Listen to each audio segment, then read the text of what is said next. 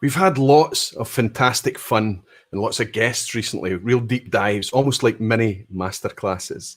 But tonight, what we're going to try and do is wind it back a wee bit and just relax and try and have a wee bit of community fun. See you in a second.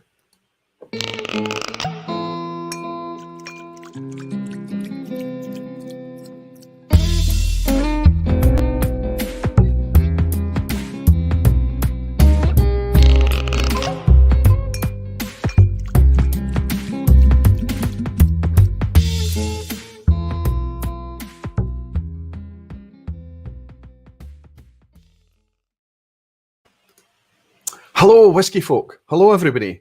Welcome again to another Thursday night. Welcome to the vPub.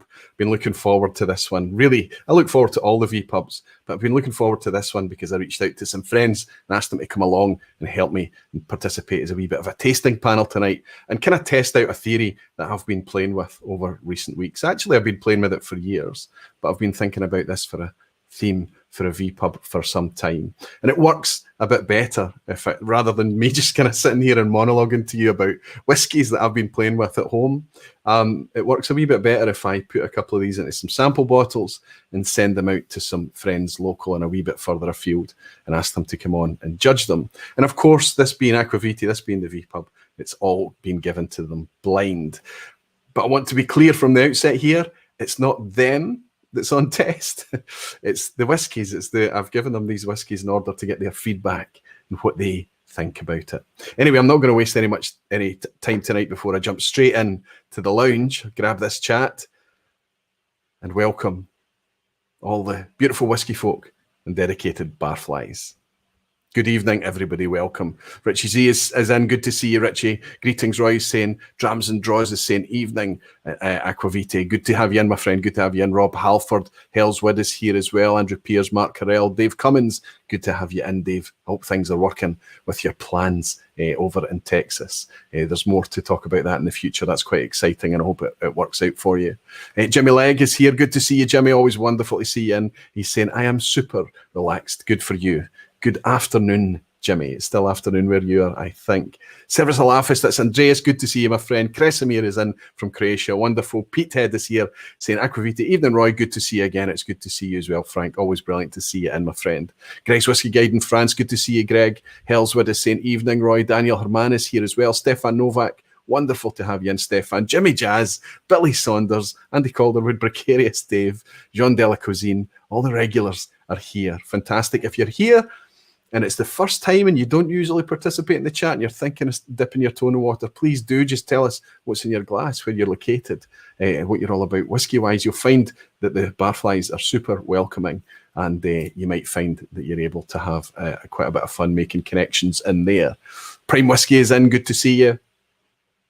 Sid Martin is here. Good to see you, Sid, as well. That was a brilliant wee comic strip that you put up today. Enjoyed it very much. Had a wee laugh at it. Melrose Multi-Mission is saying, here he is, evening, Roy. This should be a fun, relaxed evening. That's exactly what it's all about. It's that kind of, we've talked about these really intense things. I mean, that wonderful thing with Graham Unson talking about, the magic of the cask and everything. Then the insight in that was amazing. If you go back and watch that in the replay, there's timestamps there that takes you directly to the specific subject matter.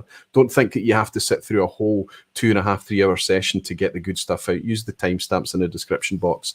I'll do the same tonight if it's relevant as well to help you navigate your way through this. But then we went off to talk about pretty serious things like secondary market things, fear of missing out, the fact that there's always more whiskey. We should relax a wee bit with the whiskey and not keep chasing the next experience. Whiskey kind of takes care of itself, and sometimes whiskey finds you. We had Arthur Motley on as well to do another deep dive. It was fascinating. Loved having Arthur on. Loved having Matt on as well. Wonderful stuff. But tonight it's more about just kind of trying to relax a wee bit with whiskey. And I know that some people out there are going to get a wee bit, maybe a wee bit antsy, because I need to think about how I thought about whiskey not so long ago. I was super precious about it. And to me, a single malt was the pinnacle of whiskey. It was the ultimate example of the style. And of course, then you work out that actually know that what single malts actually are a product from a single location. And most of them have been designed, it's different now, it's changing now with new distilleries coming along, but most of them were designed to provide a very specific flavour profile. to deliver a specific ingredient, almost like a seasoning in a cabinet. And that's how they were used to put together blends. That's how they were always used. And even if you drink a single malt and really, really enjoy a single malt, that single malt is a blend. Almost every cask that's filled is intended to be blended in some way. So we need to relax with it a wee bit. A single cask, single malt whiskey is a very rare thing indeed, and arguably should only become a single cask, single malt whiskey when it's an exceptional example of the style. Otherwise, vat it with something else to elevate the complexity, elevate the experience and the engagement. That's kind of the baseline, what I'm talking about tonight. Somebody's bought me a dram already. Who did I miss? Callum Muir, good. Thanks very much. Good to see you in, Callum. He's saying, thanks for the sniper coin, Roy. Arrived just in time for my birthday today. Raise a glass to Eric for me. Slantia, that was Eric that donated his sniper coin win to you, Callum. And I'm going to take a moment to raise a wee glass to say to one of our resident barflies, Callum Muir, and a patron, a supporter of the channel, Callum, many happy returns, my friend. Happy birthday to you. I hope you've got something amazing in the glass. Cheers and Slantia. And thank you for buying me a dram on your birthday. P-Dram is saying, evening, Roy. Glad to catch it live once again. Good to have you in, my friend. Good to have you here. Perth Sebastian is here saying, evening, Roy. And so is David Owen, Daniel Vermaas. The man, the legend, Daniel Vermaas. I know you've mentioned me there, Daniel, but you are the man, the legend. Fantastic to welcome you, my friend. Mark Zaliba is saying, Slancha, Roy. Nice to actually catch the vPub live. And Peter Box is saying, hi, Roy. And everyone, Stephen Gordon saying hello from Dunfries. Wonderful. Another local guys. Well, relatively local, not too far from here, Stephen. Good to have you in. And Dave is saying, hi, Roy. All ready to absorb some whiskey knowledge. And I am getting excited for Texas. So the story here is that Dave Cummins is a barfly. He's been around our community for a wee while now, and he was passed into my care through a connection on Whiskey Base. Because Dave Cummins is the same age as me, but he's yet to have a sip of malt whiskey. He's yet to have a sip of any whiskey. He's yet to have a sip of alcohol. He has never had alcohol in his life. But there are other passions that he has in his life that has lots of similarities and synergies with what we enjoy in our whiskey appreciation, cigars, etc. And he's had this feeling for a while that he might connect with the way that we enjoy whiskey. So he's decided that whiskey would be his first port of call, and his dream was to come over to Scotland and enjoy it at a distillery. And I had reached out to Glengoyne, who were super gracious and said that they'd love to welcome us and do something. Dave was very keen to make it Glengoyne. But obviously the pandemic and everything that comes along with that meant it was pushed out. And you can understand that time is the most precious commodity. And now that Dave's made that decision, he wants to just get his whiskey fix. So we've come up with this idea to reach out to the tribe, because Dave has accommodations and contacts in Texas, and ask the tribe if they can do something during the pandemic to accommodate Dave, and with a gentle hand and some care, come up with a concept that could help Dave out. I think it's a fantastic thing, and I hope it works out for him. Would be amazing to see. Robert Whiskey in the 6 is in. Good to see you, my friend. Always a pleasure to see that wee number 6 in the lounge. Kevin Grant on Whiskey saying, just off a compass box tasting and now onto the latest North Star Chaos. Loved the chaos. Kalila, isn't it? Isn't it always? Magical stuff. Dorpass Whiskey saying, this is a down day, thank goodness. Home for a couple of weeks, taking care of my wife after 3rd surgery. Last one, she's having a nap now. Tim, I hope your wife is doing well. I hope she's well on her way to recovery, my friend. I'm sorry to hear that. It's good that she's resting now, and it's good that you've got some downtime as well, Tim. Good to welcome you in, and I'll raise a glass and say Slancha for your other half. Cheers, Tim. Thomas is in. That's Ross Fuddy saying, I love the Liquid Antiquarian on the replay. I hope everyone is. I hope if you've really got your kind of geeky head on, they broadcast live, but it's not really a live thing as such. It's a live kind of presentation. You can interact and chat with each other, and you can comment to those guys to try and get their attention as well. But you can see that they've put a lot of effort and research into the topics, and they're going to share it with us and present it to us. Really, really interesting things, really different perspectives and ways of looking at not just whiskey, but alcohol in general, in the context of history through artifacts, objects, documentation. Absolutely fascinating. And I know that so many of you enjoyed hanging out with Arthur last week. They were actually live tonight, Dave and Arthur, and they were last night too. And I was dropping in and out of both streams. I'll catch them fully on the replay. Kenneth Hanna's here. Good to see you, Kenny. He's saying he's currently drinking a Kilkerrangate, heavily peated batch 3. And he's saying that it's lovely. Fantastic. Carlos Sanchez is saying, I tell my wife all the time that whiskey found me and not the other way around. I know that's a kind of whimsical, romantic thing to say. Carlos, I genuinely believe it. I didn't seek whiskey. It was literally somebody took me by the scruff of the neck and pointed me towards whiskey. My colleague Luca in Italy. That's how it happened. Jeff Whiskey saying, how do you keep up with the chat? Moves faster than long row. That's right. If you're trying to get my attention in the chat, use the wee orange highlights thing. Just type Aquavite or at Aquavite, and I've got a better chance of catching it. I've also got a good chance of catching it if you are very liberal with your emojis. So if you're a barfly, if you're one of the people that support this in order to keep it ad-free so you don't sit through adverts here, you're a barfly. By clicking that membership button, you've got access to emojis, very channel-specific emojis and whiskey-specific emojis. Jimmy Legs bought me a dram and he said, as I have no shirt to wear, don't ask to have me on. Jimmy, you might be surprised how nice a shirt you have to wear, okay? Patience, big guy, patience. Whiskey Games is saying, my infinity bottle being poured tonight, mainly 8 to 12 years old. Let's talk about that, Matt. That's Matt Bishop. Good to have you in. Let's talk about that. I'm going to have a wee sip of this. I've been trying it again tonight. Been doing a wee bit of organising here. Organising meant a bit of a clear out, but this bottle count, discovering some things that I'd lost at the back of the cabinet, etc. And I happened upon this. This isn't going to look anything special to anybody. This is a fairly recent thing, and you'll see it says original blended malt whiskey, Andrew Usher and Co. Everybody knows the Ushers, of course, 19th century. I mean, the people that brought around a consistent branded blend into existence.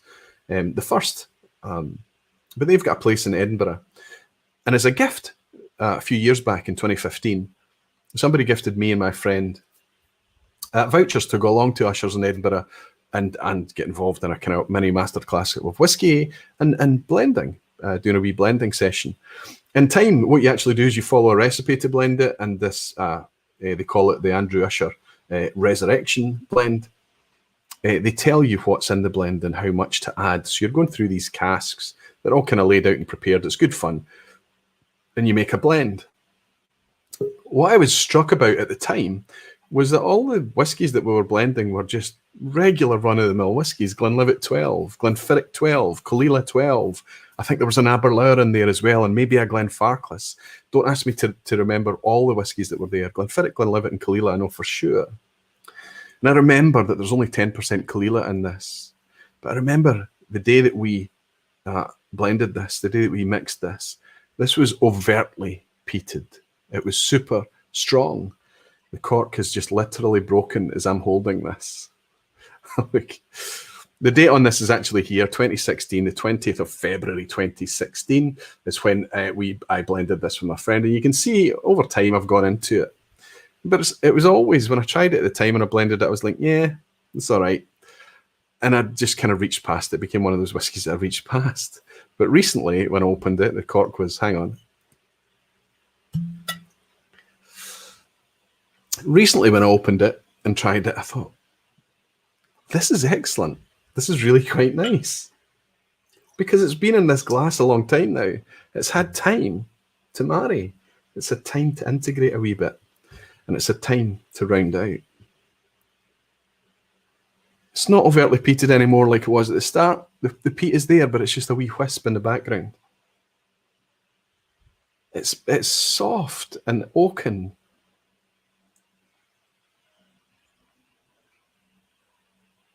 It's very soft, All the ABVs of all the whiskies that went in here were low ABV whiskies. They were 40 and 43% whiskies. They've actually worked it out, and they've put the ABV on here, and I've written it by hand, 41.4%. But it's tasting much better than I remember. And it kind of prompted me to kind of bring forward this topic that we're going to explore tonight, that idea of blending. Because there are people out there that love Glenfiddich 12, that love Glenlivet 12 or Caol Ila 12. And think, why would you mix that with something else? Because what if by mixing it with something else, you could make something that's even better than the sum of their parts? Peacebox Heed, oh magic, I love the name, I absolutely love the name. He's saying, evening Roy, first time catching a live in a long time, looking forward to it. Peated Infinity in the glass, of course, Slantia. Fantastic that you're enjoying a wee Infinity bottle. We'll touch on that briefly. But thank you very much for the drama, friend. Good to see you, and cheers to you. I think you're originally a Perth boy like me as well. And Eddie Rushworth, welcome to the Aquavitae Barflies, my friend. Good to have you supporting. Okay, so I quickly, over the years, got over myself a wee bit about that preciousness about single malt whiskey. Sometimes if it's expensive or it is precious or if it is exceptional, you don't want to blend it. I completely understand that. If it's a whiskey you love just as it is, leave it alone. If it's something that's cost you a lot of money or something that's special, something that's sentimental or an antique whiskey, there's for lots of reasons, leave it alone. But I have to tell you, during my organization, I happened across a lot of bottles that I realized, if you think about my scoring system is affected by how quickly I get through a bottle. So if you think of the opposite of that, that if a bottle gradually just finds its way getting shuffled to the back of the cabinet and forgotten about, it's probably something I'm reaching past far too often. Something that I'm not connecting with. Dull whiskey, but it doesn't mean it's bad whiskey or poor quality. What it means is that it's just not connecting with me. Occasionally I'll go back to it and I'll think, no, I do quite like this. It's opened up a little, it's changed in a bottle. It happens a lot. We talk about it in the vPub a lot. But sometimes it doesn't, and it's still a bit dull. I'm going to give you a few examples tonight. And I know that as I go through these examples, the boys sitting in the background who are currently interrogating their drams and ranking them favourite to least are going to be trying to read into what I'm sharing with you. And I would say that that could help them a wee bit, but be careful. It could also be very dangerous. Don't try and second guess, boys. All you're trying to do is work out if you like these whiskies or not. But I'll share some of these whiskies with you that as examples. I used this very, very recently on a vPub. This is Balblair's 12-year-old. This is very overtly kind of apple-y, very light, bright, and spirity. In fact, it's too spirity. I think it tastes much younger than a 12-year-old. And I've got so many other 12-year-olds and so many other whiskies of a similar price point that I'm enjoying much better. So this is getting ignored a wee bit. So you can see I've started to give up a glass or two to try and see if I could improve this at all. It's okay to sacrifice a dram or two in a glass just to see, put a little glass topper on top of it, walk away, give it a gentle shugle, a wee gentle swirl, leave it, and then come back and see how you've got on. If it's encouraging, maybe make a small sample bottle like this and mix it in the same ratio. Put a cork on it, put it away, label it up, and leave it. Leave it for as long as you can. Go back and then see how it's married. How is it encouraging? Is it something that you might want to say, oh, I think that's better than the 2 or the 3 or how many whiskies are in the mix there? I might actually just try and make my own wee home blend. So it's different from an infinity bottle. An infinity bottle, I don't have my regular infinity bottle here, but you've seen it in a vPub before. Just good things, interesting things. I've just kind of thrown it in there. I stopped keeping track a long time ago. I've got a peated infinity bottle. I've got a bourbon infinity bottle. And all of these things are just random. And I've worked out over the years that I'm just as likely to be lucky with a random mix as I am with actually trying to create and put together something. Because as soon as you talk about infinity bottles, you're potentially talking about lots and lots of whiskey. And I'm not a blender. So I can't really do that very well. So I'm kind of just giving it up to serendipity a wee bit and just randomly seeing if I can come out with something. Look at this wee infinity bottle I put together. I've had this on before, and it was down at the line, and I said I need to top this up, but no, I've had more out of it. Why am I not topping up this infinity bottle? Because I love it. It's perfect. There's Kleinlich in here. There's some Teneric in here. There's Dalyun in here. There's some Dienster in here. There's lots of clean ex-bourbon. That's the only theme in here is ex-bourbon or refill bourbon. And I've made something that is just dreamy. I can't recreate this. And if I add things to this now, I'll just ruin what's left in here. There's nothing, it's not like I've got some really old closed distillery or something in here that I want to keep going onwards and on and on and on in an infinity bottle. I'm just going to drink this and then I'll refill the bottle again and try and recreate something similar, because this is an absolute peach. This turned out amazing. I'll share another couple of examples with you just quickly. Here's one from Glenmorangie that I tried recently. We brought it on. This doesn't have an age statement. I used it in the same 12-year vPub a while back. You can see I'm not really getting through this too quickly. I've given up a lot of this blending and playing with it and things. This is a very sweet whiskey. So I'm going to use this to add to things that need a wee bit sweetened. But there's something hollow or missing in this, right in the middle of the palate, right in the middle of the development, and there's a finish to this that I don't enjoy. This is not a whiskey I'm going to reach for and get through very, very quickly. So I'm okay giving this up to see if it can help make things better, or if other things can make this better. Here's one that I will not do that with. This is the Benriach 12, also from that same night.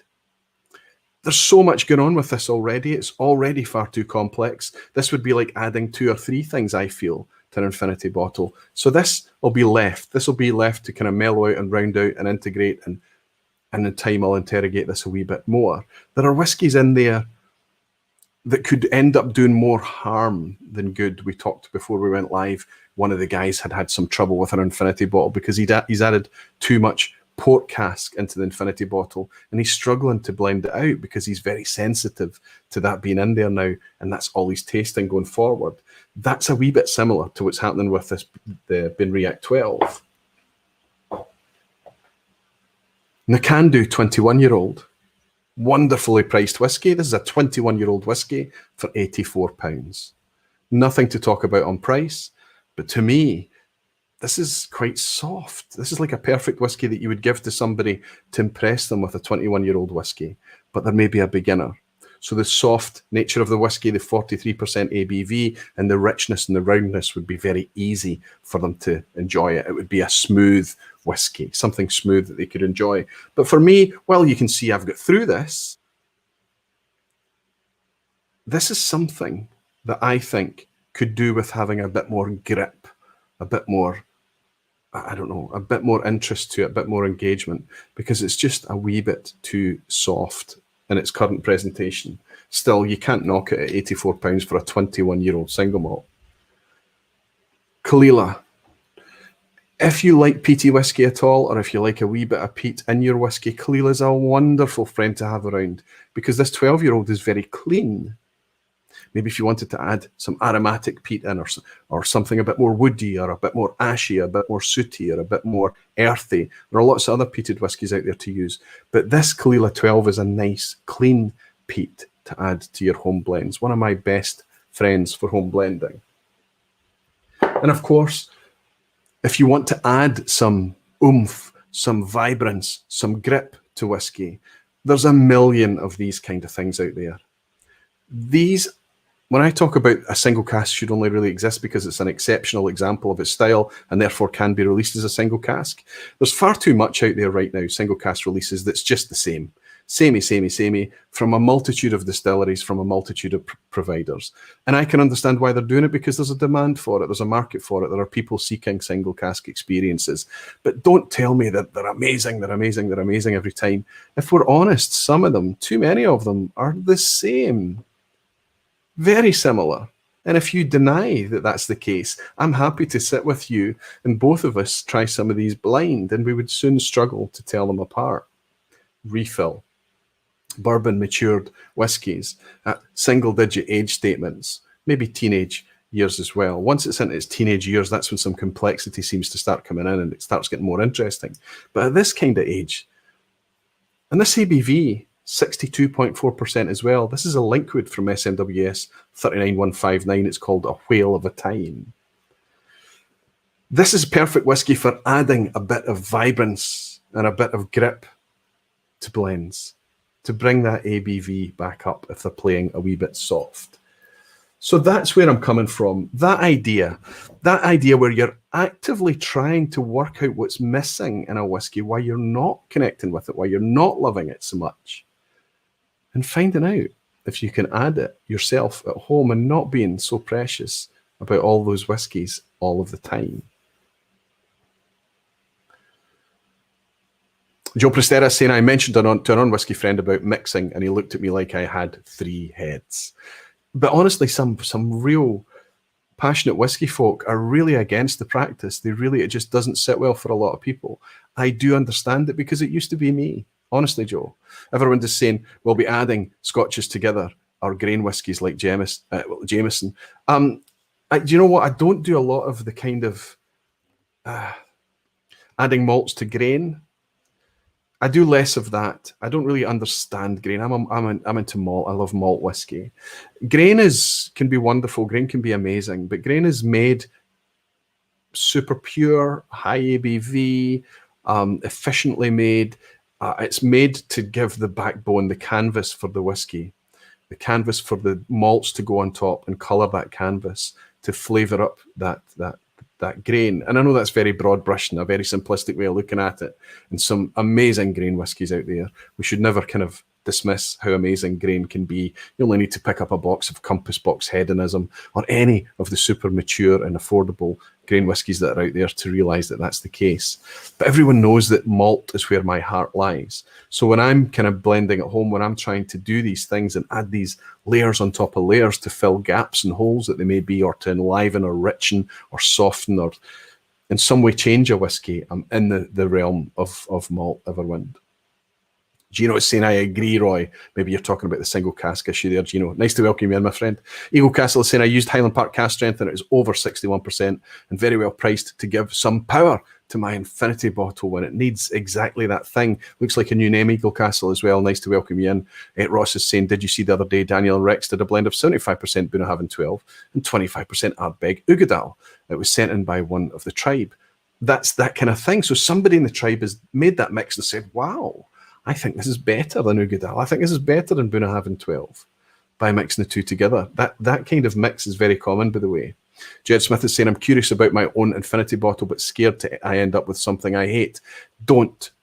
An infinity bottle is just one bottle. If you make a mess of it, once you've taken off a couple of glasses to realize that you've made a mess of it, you start to add good stuff or alternative stuff, and it blends out. Even if you do nothing with it and you leave it sitting on the shelf, it's amazing how it changes over time. Don't ask me to explain the chemistry. Just ask me to go by experience, my own experience. Your infinity bottle will come back to you.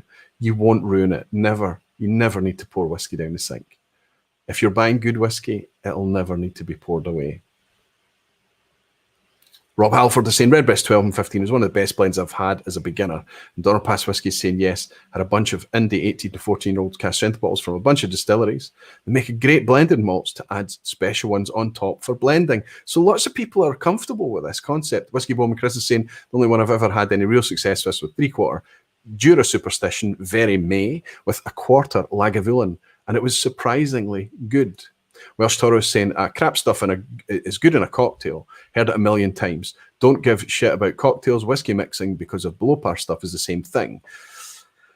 I agree, Welsh. What I would also say, though, about putting whiskey into cocktails, I love a whiskey soda, a whiskey highball, and I'm amazed at how different the highballs taste depending on the malt that you use. And it's not always a good highball because you're using good malt. It's incredible. Before you go throwing things in and mixing them in, and I think take a wee bit of time to understand them. And I think adding water, giving it time in the glass, making it in a highball, making a wee cocktail with it, if that's your thing, Welsh. I know it's not yours, to try and understand it a wee bit more. then you can kind of help understand a wee bit about what it might bring to a blend, or what it might need from something else in order to improve it. Anthony Dunn has bought me a dram to say, hi Roy, I have a Writer's Tears Florio, a Marsala cask, and I couldn't imagine that being blended in with anything. It's golden syrup in a bottle. So you've got something there that you are absolutely loving in its own right. Don't mix it. Don't blend it. Enjoy your time with that whiskey. Maybe you'll give up a wee dram to pour it into an infinity bottle as a bit of a send-off, as a bit of a kind of memory, and you'll keep an infinity bottle going with one of those bottles that you really, really loved forevermore. But I'm not suggesting that people take their good stuff and blend it. I'm suggesting that people try to take their May stuff, as Whiskey Bowman was saying, their Jura superstitions, for example. Savvy the Alchemist, who's in here, he's talking to his buddies behind the panel. He's saying, how you guys doing? Clear favourite and clear last place. Middle tough. What do you think? Think Aquavita might have a wee pearl or banana skin in there. Jamie Brown is saying, ruined two of my blends recently. Gone very blend. Can be tough to bring them back. Seems like pure luck. It is lots to do with luck. Can I say, I am not making whiskey. I'm not making a blend, and I'm not marrying any of these single malts together. I am not even approaching any kind of the tasks that a blender does day by day. This is a different thing. This is a hobbyist enthusiast playing with very small amounts of whiskey at home. They have created with their skills something much, much bigger than I could ever do, not without years and years and years of training. And even then, maybe I would fail because so much of it is down to natural talent that so many of us don't have. What I am trying to do is enhance, not make, for my own preferences. So it's a very, very different thing. And Jimmy Like is saying, you put Clynelish in your bourbon infinity bottle. It would kill me to do that. I put Clynelish in my bourbon infinity bottle. Well, I've got one infinity bottle that has I don't really, it's actually my least favorite one, if I'm honest with you, Jimmy. There's one that I just don't really care about, and lots of things go in. It's kind of more of a dregs bottle than an infinity bottle. And the thing is that if it is precious liquid, as I keep saying, if it's something that you really, really can't mix with anything, maybe not even water, this is not the subject matter for tonight. We're talking about stuff that we're happy to sacrifice. I'm going to jump in and start welcoming on some friends so that we can play along and get their opinion here. I've got two creators, two YouTube creators, two presenters from their own channels. And I've got two locals here from the Glasgow Bottle Chasers. I'll bring them in one at a time and make sure they're doing good. Who's up first? He's just finished a drink, so I'll bring in Andy from Maltbox. Andy, welcome, my friend. So good to see you. I noticed you. Oh, I'm getting a bit of feedback there. I wasn't getting that earlier. I think I'm coming out my audio's coming out your speakers now, is it? Don't worry about it. We'll get it fixed. Is that better? It's fine. I can hear you. I was hearing myself a wee bit now, but it's good. Can you hear me? Yeah, cool. Yeah, I can hear you fine. Yeah, and your picture's much clearer as well, buddy. Nice to welcome you in, my friend. Nice to have you back again. I know you've been on 2 or 3 times before, but it's always nice to see you. Welcome, Andy. I'll reach out to Scott Rowe, Kilted Moose in the back. He's also just finishing off a drink there. Good to see you, Scotty. It's always a pleasure to have you in, and it's wonderful to have you back again. Hi there, Roy. Thank you for inviting me. No, you're welcome, buddy. Always welcome here. Another bottle chaser here, Sevy, Craig Severin. Good to have you, buddy. Good to welcome you in. Always nice to have Sevy. And what was that noise? And last but not least, the man from over the Irish Sea. We've got Jim Ingram from Whiskey Novice. Jim, amazing to have you in.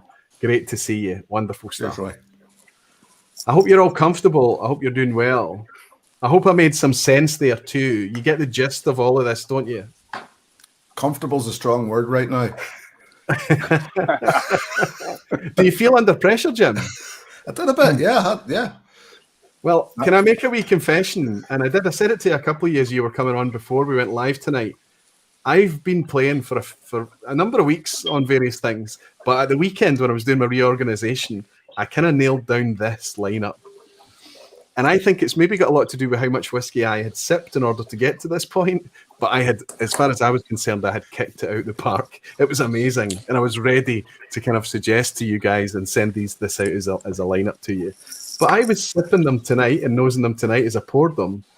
And it may be the Mexican chicken I had for dinner. But a wee bit nervous. But it doesn't matter. It's just fun. As long as you've managed to get at least some differentiation and variation between all of these whiskies. Sebi, how have you got on? You mentioned in the comments that you've managed to get a clear forerunner. Don't give anything away yet.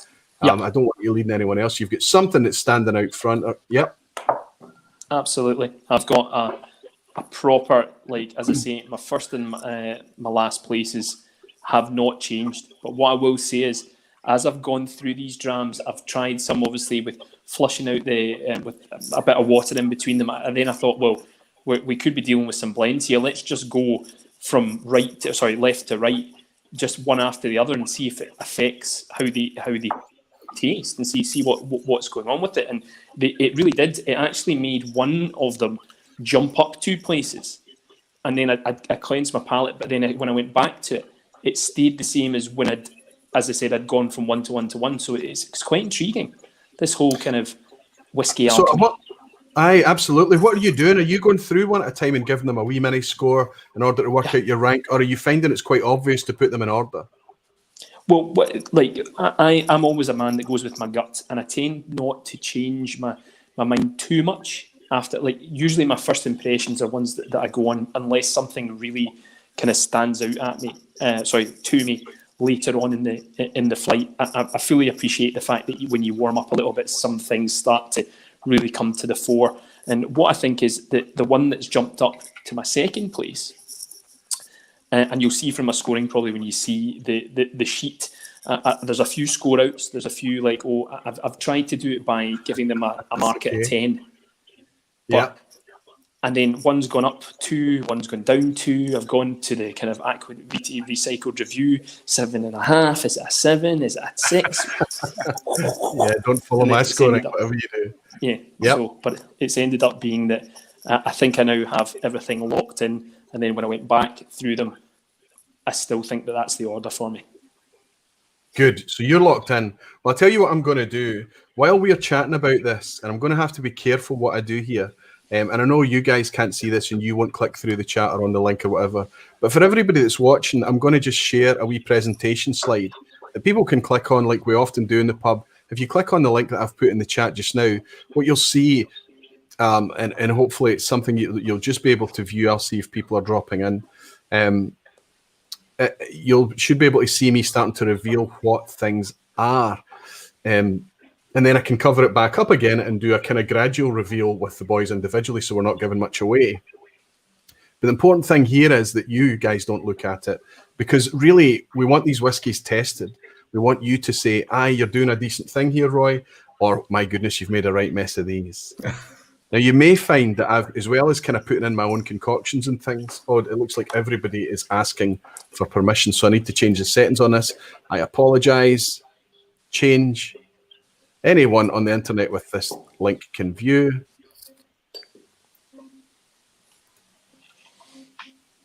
Done. Okay, you should be able to get in now. Now that I've changed the permissions, I can see that some people are coming in.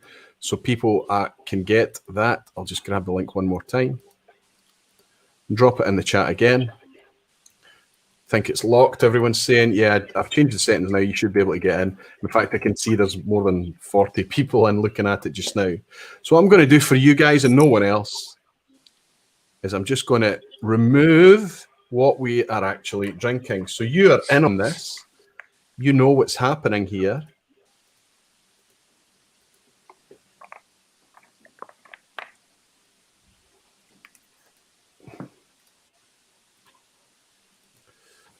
And it means that you can play along a wee bit, or at least you can listen to the comments and see what the guys are up against. Okay, there it goes. I've revealed to everybody what you've got in your glasses. So, Scotty, have you done a similar thing? Have you committed? Are you feeling comfortable? What have you discovered so far? Okay, so yeah, I've committed as well. I'm not quite as got as much depth as Sevi, but some have changed places and they're continuing to change places just now. Yeah, I've got a clear favourite. My clear second, but my kind of third and fourth are kind of swithering, and yeah, I've got definitely one in the last place at the moment, which is going to probably turn out to be something amazing, and I've just made a fool of myself again. So, but it's not. That's the thing. When you ask people, "Are you good at blind tasting?" and I say, "No, I'm terrible at it." You're amazing at blind tasting. If you're only asked to find things you like, there's nobody better at it than you. So if you're putting it in the order that you prefer, I mean, really, that's exactly what I'm wanting from you, Scott. Just what you enjoy out of this. If we get some consensus amongst the four of us and then matching up against my prediction, great. If we don't get consensus, it's every bit as valid and interesting. I'm just sorting mine into the order that I'm making a prediction of. That one I'm thinking is right at the end. There we go there. So you said you've got definition in the first two. You've got a clear favourite 1 and 2. The 3, 4, and 5 is a wee bit more blurred, right? Yeah. I think at first I found, I think just trying them all for the first time, I couldn't actually differentiate that well between all 5 of them. But just with some sheer perseverance and, work ethic, I've managed to chisel away at this difficult job of trying 5 whiskies. It's great. So yeah, it's the last half hour or the last 20 minutes or so, it's been things have started to come together a wee bit more. Good. So if you click on the link that I keep dropping in the chat for everybody that's watching, you'll be able to see a wee bit of what no, I need to just grab that link again. Published the file on the web. It looks like maybe some people are struggling to get in. Maybe this has worked in the past, but maybe there's a bigger audience now tuning in, so it might not work as well. Let's see the chat, see if anybody's managing to get in. Anybody would think. Copy link. Drop it in here.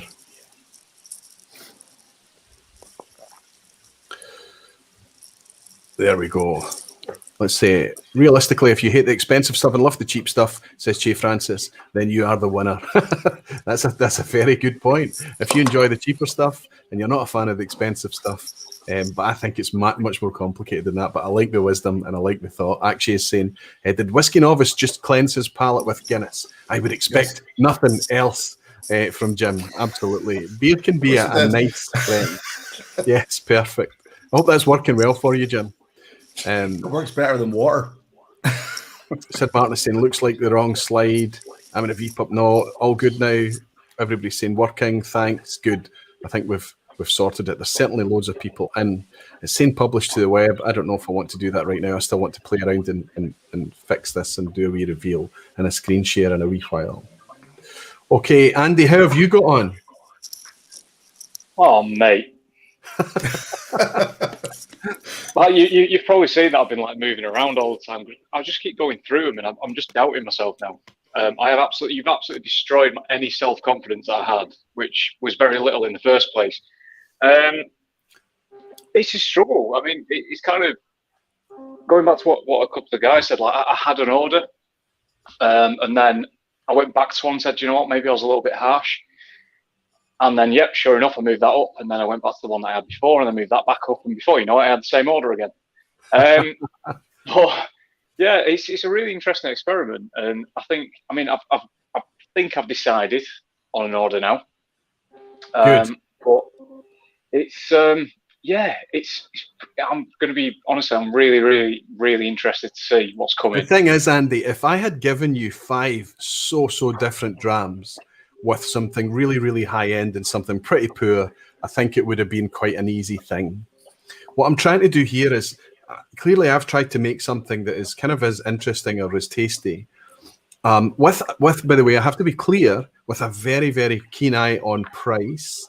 You know, we can't just go out and reach for a ridiculously expensive but well-revered anything, something precious, and add it to something cheap. It's clearly going to hopefully make it a wee bit better. That's not what we're trying to do here. We're trying to make things that are good value as well, and people can potentially do at home. Somebody's bought me a dram and I almost missed it. I'm glad I looked in. A guy, I think I caught you. Where did I catch you recently? I think also you're over in the East Coast somewhere by memory. No, you're not. You're buying me in dollars. He's saying nothing wrong with a little fun. Builds greater respect for the art of blending, if nothing else. Great content, Roy. Still catching up. You're doing great things. Thank you very much, my friend, and thank you for your nice words. I've run out of my other drams, so I'll raise a wee glass of this and say slancha and cheers for the dram.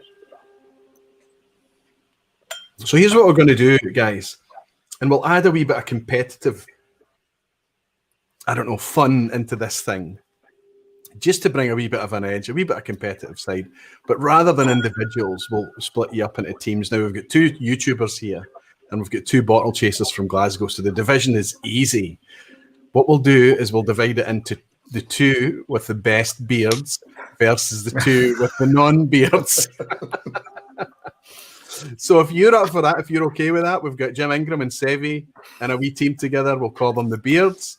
And while that you clearly have a beard there, Andy, and Scott has a beard, I think Jim called it out right at the start. They're not beards. They're just lazy.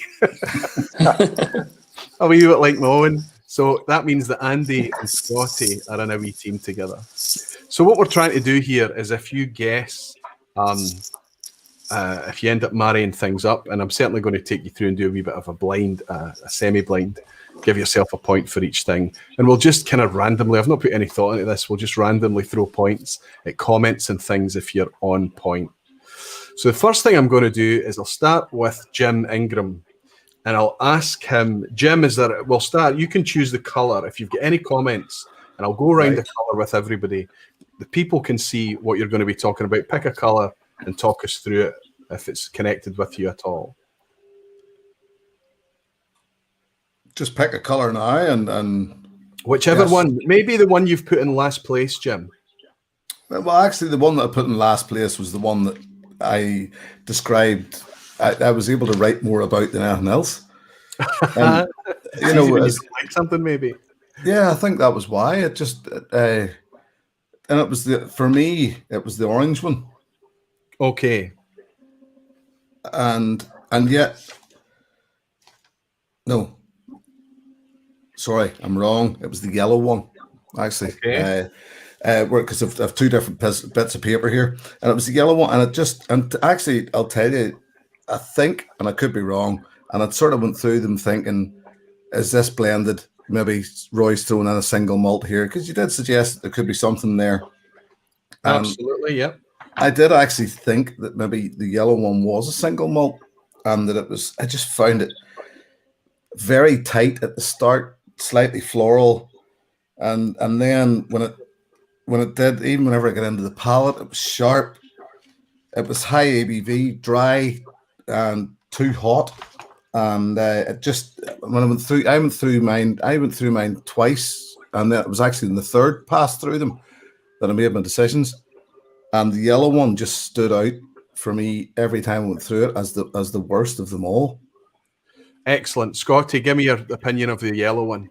So the yellow one I've actually got in second place. That was on my sort of locked in. That doesn't surprise me, buddy. It doesn't. It's got a distillery profile, which I think I recognise, but whether or not it's been blended with something else, I'm not too sure. But yeah, it's got that. Actually, definitely the highest. It feels to be the highest ABV out of the lot. Needs a little bit of water to calm it down a little bit, but it tastes kind of familiar to me. I think I might know if it's just a single malt, then I might have a wee inkling about it. If it's been blended with something, I have no idea. But yeah, it was number 2 for me, and actually at one point it was at number 1 in my list. When I just moved it down 1 place, but it was one of my 2 lock-ins right from the start. So I've got that at number 2. Excellent. And because I know you so well, and I know your palate, and I know the kind of things you like, that makes perfect sense to me. Sevi, going back down to the beards. Sevi, what do you make of the yellow? Well, the yellow. Jim, we're going to have words, pal, because that is my numero uno. Well, sorry. You see, before we go any further, can I actually go back a step? Because you see, I was reading the second piece of paper, and I've actually discovered my first piece. And you see, whenever on the nose at the start, the yellow one, I had well up there because it felt almost like a nose like a hazel burn. to me, it was light, sweet, floral, but then it all went wrong. Sorry, that was. No, Jim, listen, buddy, don't you stick to your guns there. I understand where you're coming from. You might find some agreement from me in terms of notes and things like that as well, and certain elements to this. You stick to your guns. You've stuck that down there, and that's absolutely fine. So Sevi, it sounds like, has put it much higher up the field. Oh, it's my number one, Roy, by an absolute country mile. Incredible! What a variation we've got already. Superb. It's like, for me, it's the only one that has actually not even had it's not moved at all. And every time I went back to it, I've loved it. But like, for the reasons that maybe kind of Jim has said, that's what I've really liked about it. I've liked that it was weirdly the sharpness, the dryness, prickly on the tongue. I like that, but yet when it kind of mellowed out on the palate, I've got malty, fruity, lemon, toffee milkshake, strong, chewy, warming on the palate. Loved it. Has anybody got a kind of like? And I know that this is high ABV. Clearly, you can feel it on the palate that it's high ABV. But there's a butteriness here. There's quite a texture here, and Jim has nailed it when he talks about that dryness. There's almost like an almost herbal dryness going on, like a grassiness or something. What's helping this whiskey, I think, is the texture, to me. And I'm sorry if I'm leading Andy. You're nodding, Andy. Where did you put the yellow? Well, I'm glad you asked, actually. When I first went to it, the nose was really engaging. I think that's probably the way that I describe this whiskey overall. It's probably, for me, the most engaging of them all. Yep. The palate was initially really hot, really hot, which kind of put me off. And I actually had it as second to last, but you probably can't. Well, I'm not going to show you yet, but I actually have another sticker over my second to last now, because I originally had yellow as second to last, and I kept going back to it, and I've actually now got that in first place. That's my number one. Yep, I've shifted it right up to number one. Wow. You probably can't see it, but on my notes I've actually written buttery. So buttery, yeah. It's that texture. You can taste that lovely kind of oiliness that's there. Absolutely. Brilliant stuff. So let me just go right in there, and let me ask you about, we almost had the orange in Jim's last place. Jim, what's your thoughts on the orange? The orange I had in fourth place. This is where I was mixed up, because although I thought it had a great nose, and I think it is blended in some way. I just found it a bit light, yet again, slightly dry, got slightly hot near the end, and I was just getting this garbage nose off, as in old rubbish nose off it, somewhere in there that just kept pushing me back, and I just found it a little light, I think. So you're getting a wee bit of an off note, a bit of a fainty note in this. Yeah. Interesting, super interesting. Let's jump up to Scotty. How are you getting on with that orange one? So orange is one of the ones that I've got in my bottom two. I had it in fourth place. I had it fourth. Yeah, it kind of swapped between third and fourth. But I get what Jim's saying about the garbage stuff. It's kind of a kind of vegetal thing going on there, like a kind of vegetable juice type. I'm not sure. I can't really describe it that well. But it only came out in the last sort of 10 minutes. Kind of pickle. Kind of get a pickle sort of gherkin-y kind of thing off it. I think the finish to me is quite short. And I would agree with Jim. I think it's a blend, whether or not it's just an official blend or an aquaviti concoction. I'm not too sure. But it's not. I'm not saying it's bad, but yeah, it's just got something kind of off-putting about the nose on it. But at first I had it at number three, sorry, and I moved it down to number 4. So that's, yeah. So number 4 for you. No, that's perfect. That's perfect feedback. Sevi, for you on the orange? Yeah, for me, it started at number 2, but it moved down. It's a bit thin for me. I think it's possibly 40%.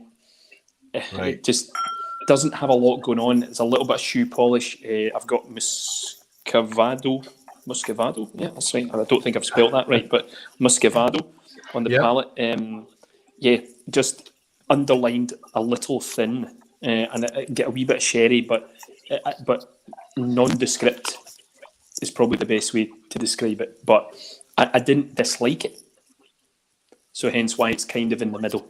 There was So two I disliked more. Where have you placed it? I put it at number 3. Number 3. Okay. More so because I felt that there was two that I didn't kind of agree with me more than me liking this, if that makes any sense. So Andy, we've got two. It makes perfect sense, Sevi. We've got 2 4s and a 3. Can you give the orange a lifeline to bring it up at all, or is it down in the No, I'm afraid not. I'm going to sentence it to life, to be honest. Last I've got place? it at number 5. Yeah, Perfect. it's going down. Yeah. It's going down. So it's what the other guys were saying when they started to talk about off notes and pickles and garbage, softness, thin. And lots of people are talking about it being blended. So what we're actually talking about here is something that's been footered with, something that's been engineered, something that's been fussed with, something concocted, something a wee bit. Would you agree with that, Andy? Or? Yeah, I mean, I'd certainly agree with quite a lot of the comments around it being quite thin.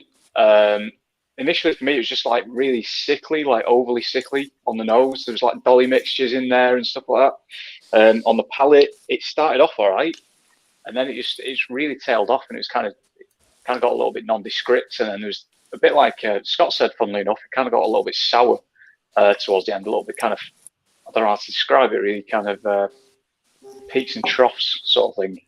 I was expecting it to become sweeter as it came on, and maybe have a bit of more oily mouthfeel and things like that, but it just never came. It just completely dropped off for me.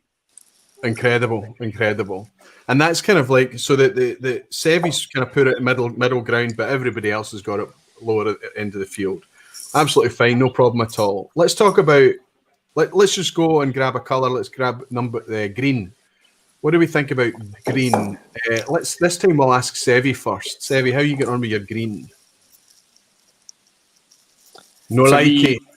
No likey. Green was Brilliant.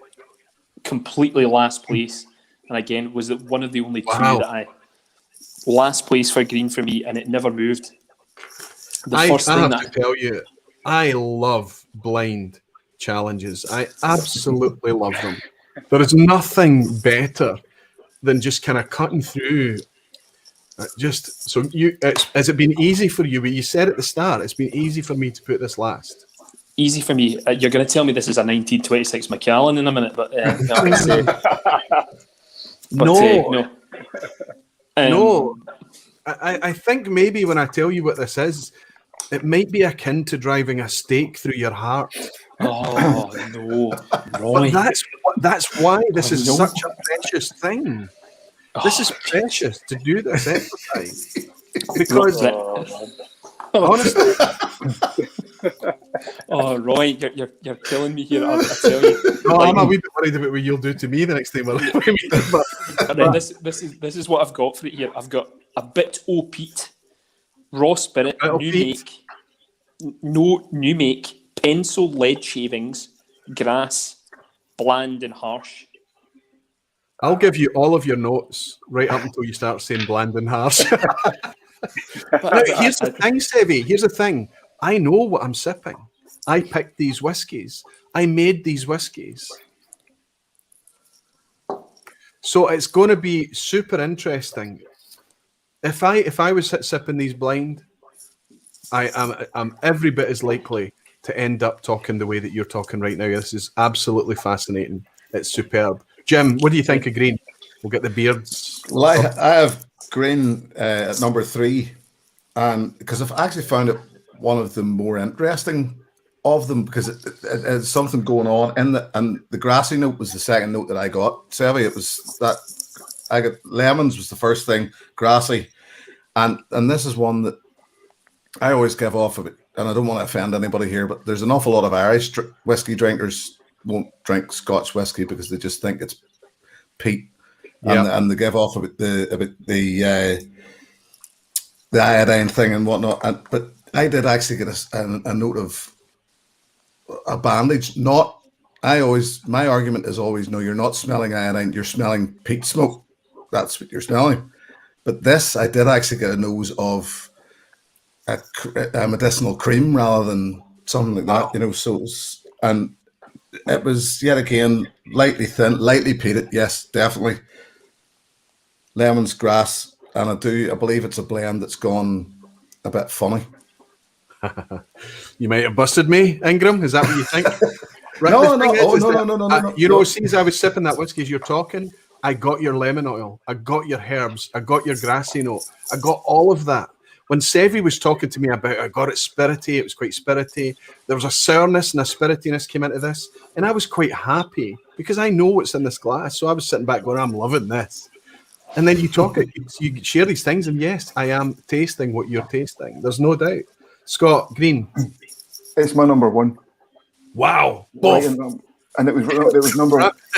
Wrap it round you, Sevi.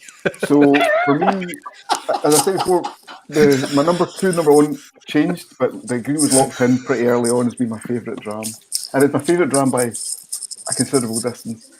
I think I might know what it is, but I won't say at the moment. But yeah, it's lovely. It's got no, just go out, say what it is, say what you think it is. I think it's a Kilkerrangate or a Hazelburn. I think it's a Campbelltown, certainly.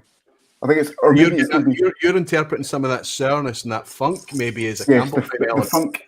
Even to me, even a Bimber crossed my mind as well. But to me, it's got that kind of. I get on Campbelltown, on Springbanks and stuff. I get a kind of plasticity kind. I know that's the way I describe the funk in a Kilkerrangate or something like that, and that's what I get here. I think it's delicious. It's kind of got that kind of putty, plasticity kind of taste. It's got a little bit of medicinal in there, but it's got bourbon cask maturation. It's lovely and rounded. It's sweet. To me, it's jumped out straight away as my favourite. But I'm going to as well, and I think that, I mean, obviously I'm trying my very hard to keep my best poker face on it. It's not very good. But again, when Scott starts talking about the sourness and the funk, stick your nose back in the green. Tell me if you're not getting a wee bit of Campbelltown, maybe even a wee bit of that brine. Jim's lemon oil is definitely there. Yeah. Sevi's spiritiness is definitely there. But Andy, what are you making of this green number? It's a splitter, isn't it? It's splitting the crowd. It is, and I'm probably not going to help matters, but I just, I'm really enjoying looking at Sevi's existential crisis. He's done. He's like, what? Go on. I've got green. I actually enjoyed the green. You enjoyed it. Have you put it in second then? No, I put it in third. Right. Okay. Good. Middle of the road. Because I kept going back to it. There was two that I kept going between, and it was green and another one that I'm not going to mention yet. And this one slightly edged the other one out. So, well, now that I've mapped through that, you've put it middle of the road. I'm looking at the gaps that's left available here, so I know roughly where the rest of these are going to play out. But let's run with it anyway. Let's grab the blue one next. And Roy, can I just? Yeah, Sevi, go. Sorry. Can I just say I'm getting some expert trolling in the chat here from people that are telling me. Can you shut your chat down just till we do the reveal? Okay. Of Close course. your chat. Chat's gone. There are things that trolling. said as we speak that the chat will not be able to hold their water. Oh dear. So Jimmy Leg says he can't look at me. You boys need to watch this on the replay when you know what the whiskies are that you're tasting. It's wonderful stuff. Let's ask my buddy Sevi to stick his nose in this blue here. Right, hold on. Right, we're over here.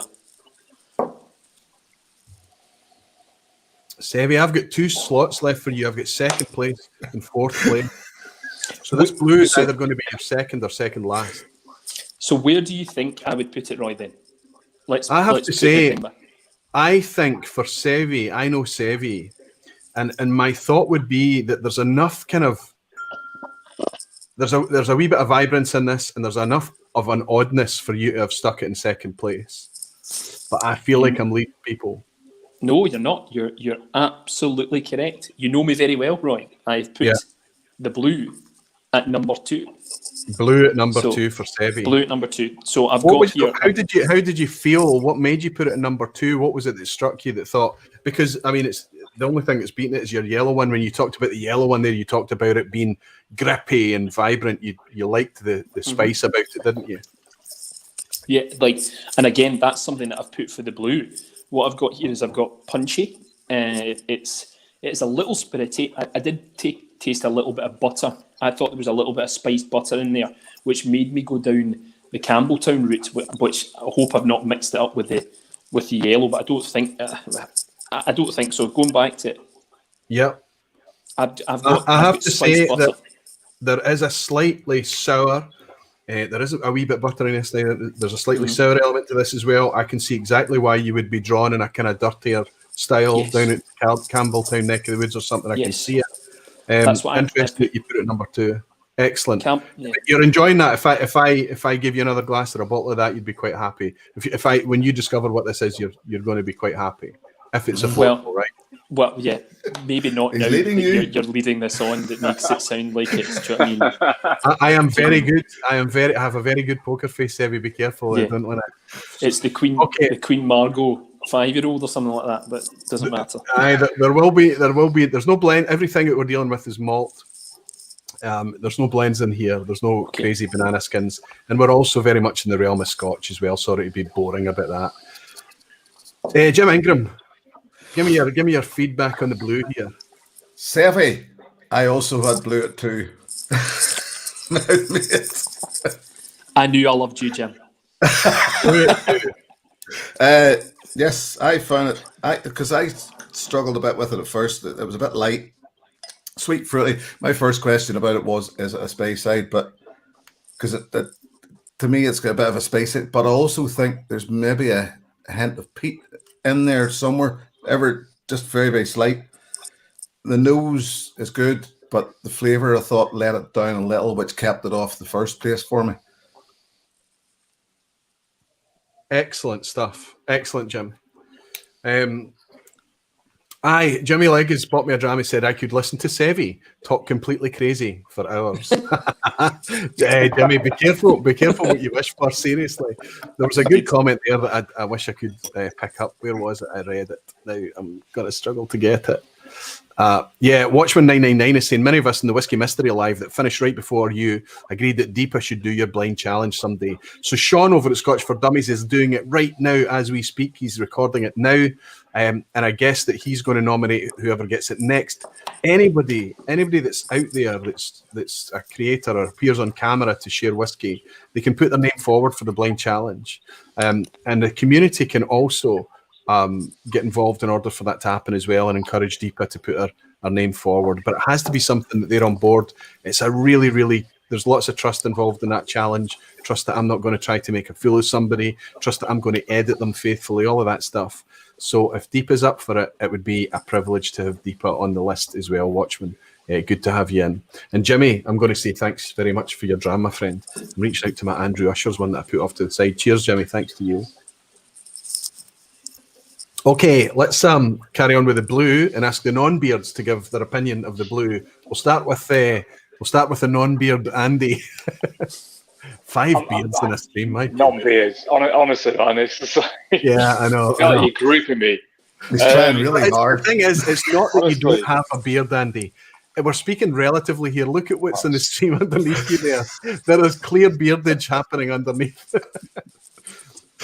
I mean, I don't mean to shame anyone. Do you know what's making me realise we need some women in here. We need some women participating in this. I should have reached out to Moa and a few others, but I will do that in the future. Buddy, I'm sorry to interrupt you. The blue. It's quite all right. You keep knocking back the beard. It's fine. Speaking of beards, I feel like it might take a beard to actually move this up the rankings, because I've got it second to last. Second to last. It started off all right, and I was expecting a little bit more. And then, a bit like me, it didn't live up to it. So there was some nice sort of enticing flavours on the nose. I kind of possibly got a little bit of sherry influence in there. It's kind of a little bit nutty. What else did I write down? It's quite sweet, a little bit malty. Yeah. But I mean, apart from that, I didn't think too much of it. But the more I went back to it, the more I liked it. But it still wasn't quite enough to knock the green off middle spot. I'm all over your nuttiness. I'm all over the nuttiness. Suddenly there is, and it's like maybe like a dry nut, like a walnut or something like that, or as opposed to like a sweet. Yeah. I was thinking like sort of like Brazil nut and stuff, like when you've got those in like a bit of a Christmas mix thing and you get like the oil all over your hands and stuff. Excellent. But you've put it second to last. So Scott, it's down to you, isn't it, buddy? Where are you? Can you save the blue, or are you going to relegate it? No, I've got it slap bang in the middle. It's number 3 for me. I've got in 3rd place. It's pretty. I find it really sweet. It kind of reminds me of a Benrinnes or a Glen Elgin sort of thing. I don't know, but I really enjoy it actually. It's really nice. But for me, it just didn't have the edge of the yellow or the green. But yeah, it's pretty fruity. It's kind of light. I don't know if the ABV's kind of up there a little bit as well. But no, I really like it. I think it's really nice. I think it's a really clean, tasty dram. But for me, it just didn't do enough to sort of boost it past 3rd place. But yeah, it's very nice. I would definitely drink it easy. Perfect. So, I mean, blues, it's kind of been a wee bit all over the place, but it's mostly roundabout. It's not first or last for anyone. It's kind of, we're talking middle ground here for blue. Watchman 999 is what my dram said. Cheers, Roy and guests. Here's to the end of COVID. Oh my God, you're speaking to us all. In 2021, have a good night. Cheers to you as well, and cheers to the end of COVID. Listen, there's lots of good reports coming out about efficacy of vaccines and things like that. Obviously, we're still having trouble getting vaccines to where they need to be, but in the meantime, it's starting to look a wee bit more positive than it has. So let's raise a glass to 2021, boys. We need to save it. Cheers. Cheers. And thank you for your dram. So I think that only leaves us, before I can start to go in and play a kind of semi-reveal with you all, and I've been making wee notes of you here, some of the things that you've been mentioning, but it leaves, we've got the red left to talk about. Let's talk about the red now. We're a wee bit all over the place, and I know where you've placed them. So I'll start with Scotty. You've put red last. Yeah, so when I first tried red, it's the peat on it just like a peated blend. It's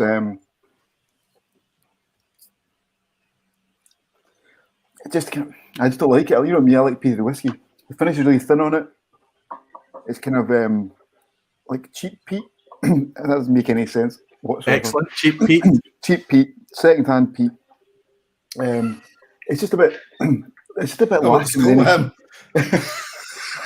I have to tell you that what's absolutely second-hand peat. What's amazing about this, Scott, is that there are some people in the chat that have got this in here tonight. One of the 4 of you has put it first.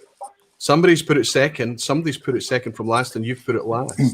Yeah, it's all over the place. That's exactly the kind of thing that we want to hear. So you've put red last, cheap peat. So you've picked up the peat on there. You think it's a bit thin. Yeah, and it has come back to life though, and I think I might be getting stung in this because I think it might be something that I think, I might be. Say the words. With the distillery. You were just about to say, you stopped yourself saying something there. I don't know what I was going to say. Yeah, I might have made a fool of myself, but my first impact, the first thing on it, just thought, I thought compared to the rest, have been quite sweet. It just didn't do anything for me. And I think that if I had this on its own in a bottle of it, which actually, now we think about it, I probably have one in the stash. I think I might know what it is. But for right now, tonight, last. Or first. No, it's definitely last. The only guarantee that I can make is that you're not going to make a fool of yourself, Scott, because you're picking out what you prefer. And if you decide that red is dug last for you, then red is dug last, buddy. Yeah, that's the end of it. We'll have words later. Okay, let's drop down to the beards. Sevy's chuckling there. So, what do you make of your red? You've put it second. Yeah, you'll be fine, Scotty, because I've probably made more of a fool of myself than you. So you'll be fine. And I have to say, second-hand peat is possibly my favourite quote of the night. Second-hand peat. There you go. So I think it might. Well, let's play through. What do you think, Sevy? So yeah, I got the big waft when I took my topper off. The big waft of second-hand peat. And smoke. It just It smelt like a bit of a cross between peat and an ashtray. I wasn't particularly keen on it, but the problem was I didn't. I preferred it still to the green, which I know I'm going to regret, but that's fine. So, and then I got sweet, sugary, barley sugar, licorice, bitter finish, but it just seemed a little bit more interesting. I'm now feeling that probably I should have put it last, but it's now in second last place. It didn't really, it never ventured. It had a tickling at third, but never ventured much higher than that. But yeah, it's very much a fourth or fifth dram for me. There's not a lot to say about it. I thought it was a bit thin. Well, it's clearly. I mean, it's clearly. I think I have to say you've talked about barley sugar there. I would agree with that. Honestly speaking, of course, I know what's in the glass. There's lots of things that you said that I think are on point, but I can't make you like it. So for you to say it's fourth is just it's fourth. It's Scotty's fifth. Yeah. I have to say that I'm the one that's going to end up with a red face tonight because I enjoy this much more than both of you guys. So I'm really glad I've got Andy and Jim in here who's sticking it in second and third place. And I'm going to ask Andy's put it in second place. Andy, come on, the red one, talk it up a bit, save it, give it a bit of a confidence boost after Scotty and Sevy giving it a right old kicking. Yeah, let's do it, man. Poor Red. Red. Poor Red. I actually really enjoyed it. I mean, but I will caveat that with the first time I tried it, I agreed with Sevy. I thought it was a little bit kind of ashtray, absolutely bang on. I went back to it, and whilst the smoke was still there was a little bit more of a sort of like smoked meat note in there afterwards. The one thing that I've written and scratched out twice and then rewritten again is that I found it a little bit more harmonious than some of the other ones on the nose. Right. I thought it felt a little bit more attuned, like attuned to itself. And then there was some sort of like more sherried kind of notes in there as well, sort of like Christmas cakey, salt raisins kind of cliches. But there was also then a little bit of tartness to it as well on the nose and on the palate.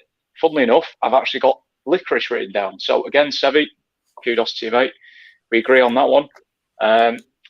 It kind of becomes a little bit fresher as it goes on. Mouth feels a bit thin, but for me, it was a bit more engaging than green that I had in third. Right. And I then found that more engaging than blue and orange. Let's not talk about orange.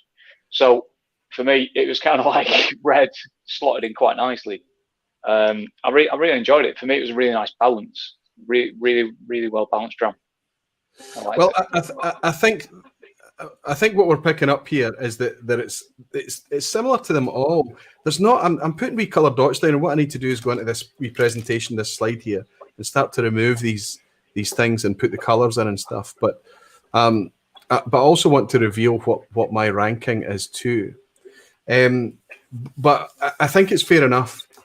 Everything that you're saying is fair enough, and I think that what would happen is that if you went on and finished this flight, you might want to change the order a wee bit again, and it might fall further down, or Scott and Sevy might want to bring it up a bit. But Jim's put it at his favourite, Jim. You enjoyed the red the best. Well, funny, because the first thing, second-hand Pete, tickling at third, just some of the comments that I'm hearing coming through here. It's a cricket match. But just what the guys are saying, all of what they were saying is what's good for me. So this is what, it is. Pete, there's that Pete's there. Andy said about well, actually all of you have said about ashtray. I got cigar smoke off it, was one of the first things I got off. Old cigar, and not even, yet again, it's that second-hand Pete. And it was second-hand cigar smoke. It was just something in an old room. Andy said about smoked meat. I got bacon off of it written down here, so it's that smoked ham or something like that, and that's all the stuff that I like. So, this just appealed to me. And I actually, yet again, made a note of it and said, I think this is possibly a single malt, that this is something that's straight down, hasn't been touched, So you think you're enjoying that peatiness. You can pick up the ashenness, the sootiness that the other guys have talked about, but you can maybe pick up some of the fruit or the sweetness, the barley sugar, I think it wasn't it that Sevy picked up? So you're picking up some of that as well, and you're seeing it, you're picking it up as something that's quite cohesive. Now, Okay. granted, out of the 5, it's the best. I still wouldn't rush to it, put it like that. Well, I think the best way for me to do this is to do a wee screen share here. And then you guys can do a wee bit of a match-up. How do you think about that? Go for it. If we try and do a screen share, I'm going to try and not make a mess of this, but there's a high chance I will make a mess of it. Let's try a screen share. Lads, do you think he's done us up like a kipper? Do you think he's done us up like a kipper and like they're all single monsters? Yes. And the thing is, we'll all be wrong. What I think is actually happening here. I'm going to hide all my bookmarks here. Can I hide bookmarks? How do you hide bookmarks? There you go. I'll hide that. So there's at least I need to be able to edit this as I go, right? So I'm a bit worried that you can see that. So can I just cut that slide? I know it's quite small type, so let's just try cutting it. We'll work on this one. So all I'm going to do here is I'm going to just reveal what the drams are, and I'll also reveal as I colour in what your rankings were as we go along. And I'll also reveal what I predicted the ranking would be, which I'm clearly wrong, but it'd be interesting to see if I'm close to some of you. But I'll tell you what the whiskies are, okay? We have here, I'll delete this first, an can-do 21-year-old. We also have here an SMWS 9-year-old Linkwood. 2 single malts so far. Then we have a blend.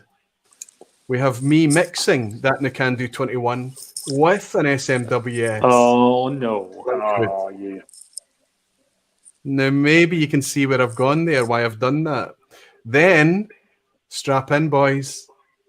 We've got a Kilkerrangate 12-year-old in the mix here. Oh, no. Now, Scotty has called out, interestingly, a Kilkerrangate 12-year-old. He said, he was sipping something and said, I think this is Kilkerrangate. So that's interesting in itself. And then we've got, finally, one of my famous or infamous bogus experiments. So that's me making a bogus Brora. What I'm trying to do there is take something that's remotely similar to maybe like a waxy Klein Leash, something like that, mixing it with some aged peat, maybe some aromatic peat sometimes a cleaner. What I'm trying to do is get something approach. I'm trying to be John Glazer, right, with his 3-year-old deluxe or his Tobias and Angel. I'm trying to make a Brora experience here. And I've thrown what I felt was a budget Brora or Brogus in the mix there.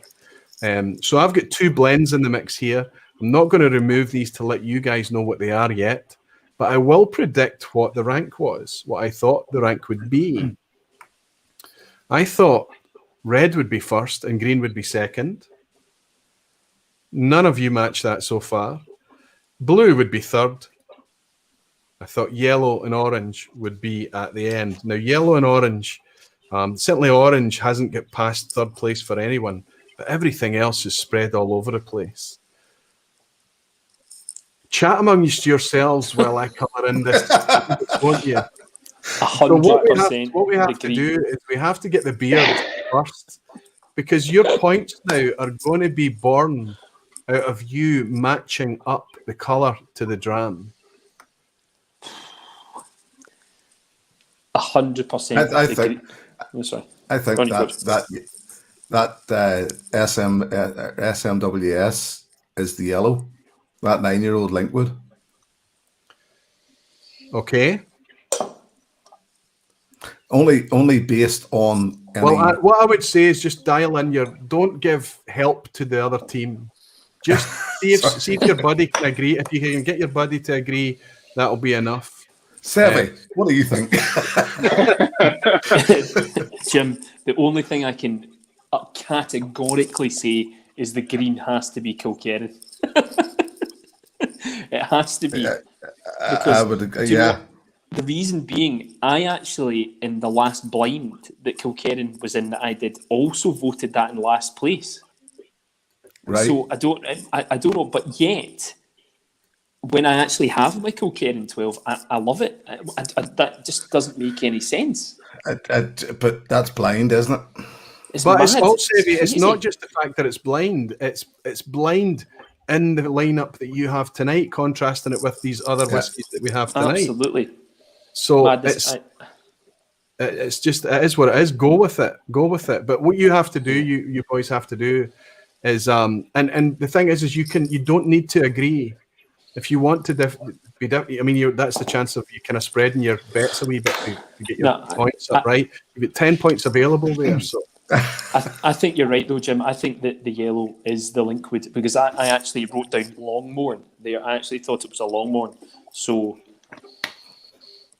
just based on previous experience with linkwood, I wasn't a fan of it. So that would explain why I put it in last place, I suppose. See, that's funny because I like my linkwood and I like linkwood too. Yeah, I like I like the slightly herby side of linkwood, maybe. I don't know if that's going to help you at all. Oh, hello. He's giving away some pointers here. Absolutely. I think I've matched. Well, I've given it my best shot of matching them. The thing for me though, Jim, is that one of these is a blend of the two of them, and it doesn't taste anything like the other two. For me. Like, okay, Andy and Scott, I'll give it over to you. You guys start to. Okay, so I think obviously the green. Sorry to interrupt you, Sevi, but I realised that when you chat, you're the two, you and Jim chatting, obviously for everyone to hear. It's going to lead Scott and Andy to help them a wee bit. So if you're not listening to them, I'm not. You're not. I think the green is the Kilkerrangate. I think I would agree with Sevi and Jim about the yellow being the linkwoods. What do you think, Andy? No, I totally agree, and I really like linkwood as well, so that kind of makes sense. I think also the higher ABV on the yellow gave it away for the SMWS. I think personally the blue is the blend. Between the two, and I think the orange is maybe the knock and do the 21-year-old, and that means that the Brogus would be red and last. That's what I think. So you're Scott, you're sticking with your original gut then. You think you've nailed green as a Kilkerrangate 12. Yeah, I think so. And so it must be nice for you to see that there's a Kilkerrangate 12 there. Yes. And you're just kind of just grabbing on and hoping it is indeed a Kilkerrangate 12. That's giving me the fear. And you've put it as your favourite out of the lineup, which is interesting, right? Yeah. So are you guys with your notes there? Have you committed to matching these up now? You vocalised a lot. Are you committed? Do you need any more time before a reveal? Let's jump into the lounge and see what the lounge is saying. What did they make of all of this? Yeah, it's saying secondhand Pete is tonight's revelation. Absolutely. Where did you get the little bottles you used for this? Oh, dribs and drams, it's a nightmare. All the normal stockists have sold out. I'm in back order as well. They've pushed me out to the end of March. But I managed to get these from Amazon. I paid a wee bit more than I normally do. There were 5 CL bottles and I managed to get them from Amazon. I don't usually use Amazon, but they seem to be decent bottles on this occasion, and 5 CL worked out quite well. Tell me what you think of this lounge, Barflies. Tell me what you think of what's going on here. What you think of the boys. Scott looks like complete. I'm not even going to say that. You're not looking at the chat, right? No. If you had to hold your hand up, only Sevi and Scott have been involved in blind challenges, right? On the channel. I don't think Jim and Andy have been here doing any kind of blind before, right? Sevi, you've done reasonably well in blind challenges on the channel. And my opinion is that Scott would suggest that he's not scored very well in the past, right? Yeah, I think Scott's bang on. I think, honestly, if I'm honest, I think Scott has, as he says in his own words, knocked it out the park. Jimmy Legg is saying Scott is looking like a complete genius. Actually, J.L.A. is saying Scott is a savant. Yeah, I think that the more that obviously we hear about this, the more I think that Scott is a savant. I think I can't disagree with anything that he said. Even looking back at my notes, with the fact that the blue being the blend, it would make sense that it was the blend. because it's got similar characteristics in my notes as it does to the. And it's probably going to be totally wrong, and you're going to tell me it's the no can do, and I can just go to my bed and all that. But that's besides the point. Well, let's do a wee reveal. Neil Laverty is saying Jim has probably loved the blend. Tim at Donner Pass Whiskey is saying no one knows that more than you two. I'm officially the deeper for the Blind Challenge team. We'll get it sorted, Tim. We'll get them on board, and I'm sure they'll be absolutely up for doing it. Luna's saying these are all over the place. The rankings, I mean, it has to be the beards. It's the subjectivity of it, Luna. It's just the fact that. And Jimmy Legg is saying Sevi has punched me in the soul. Helen is saying that it's comedy gold. I've got my sorry, Jimmy. Alistair Gray is saying great entertainment, and actually it's saying Whiskey Novice is some of my favourite reviews, but I completely disagree with his taste in whiskey. That's the thing. Don't listen to him, Jim. Don't listen to him. You've ruined me, Roy. You've ruined me. That's right. But the thing is that this is real. This is as real as it gets. There are only 5 whiskies here. We've got to remember that. If we take any of these and put it in a different flight, it would perform completely differently, and it would certainly taste differently too. This is nothing to do with I will never like. If they put it in 5th place, and it's not that they don't like the whiskey, it's just that it's the one that they like least out of the lineup tonight. And the one that they like best is not that the best whiskey they've ever had. It's just the one that they like tonight. Okay, boys, I think you're ready for some reveal. Yep. Whiskey Mystery Phil is actually in, or it might be Deepa. Blind as a Crow Master. Yes, Deepa will do it. I didn't doubt for a second. That's a channel, Whiskey Mystery. It's been founded on the concept of blind tasting. They are not afraid of an unknown glass of whiskey. Brilliant stuff. I'll make sure that Deepa gets added to the list. I better make a wee note of that. Deepa for the blind. Excellent, Deepa. I tell you what, Roy, this blue is utter sorcery. I tell you, it's utter sorcery. I don't know what's going on with it now. The blue is sorcery, you think? Absolute sorcery. It has to be the blend. Okay. I would agree. Okay. Yeah, absolutely. It's certainly a blend. You've got two blends to find there. So let's see how you all do. Andrew Pierce is saying, love the difference of opinion. It would be dull if they all agreed. Andrew, exactly that. Actually is saying Virgin Oak. That's it, Jim Whiskey Novice. Jonathan Flowers is saying, what are the Brogus recipes? So I've done loads of them over the years. The best one I've ever managed to make was a vintage Kalila, a 1980s Kalila and a 1990s Clynelish. I loved it. You could argue whether I got close to Brora or not, but it's in that ballpark, it's in that profile, and that makes perfect sense. Basically, slightly peated Clynelish is Brora, right? But obviously Brora has been matured for years and years and years. Everything that you buy from Brora today is very mature, or it's been in glass for a long time. We are not comparing apples for apples. We're just trying to make something that is in that flavor profile, and it's one of my favorite things to do. Actually, saying the longest beer gets it pulled the most. That's the booby prize, I guess. Scotch Down Under is saying, I've sent you an email to chuck my hand in for the blind challenge list too. Good for you. That'll be Ken. I think that'll be Ken that's doing that.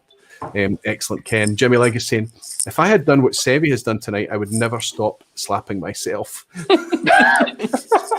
Jimmy is bullying you, Sevi. I'm sorry. Jimmy realises just how terrifying a man you actually are in real life. Sorry, it's fine. Jimmy and I have that sort of a relationship that I understand. Banter. He's just a wee pussycat. I know that. He's absolutely fine. Don't worry about it.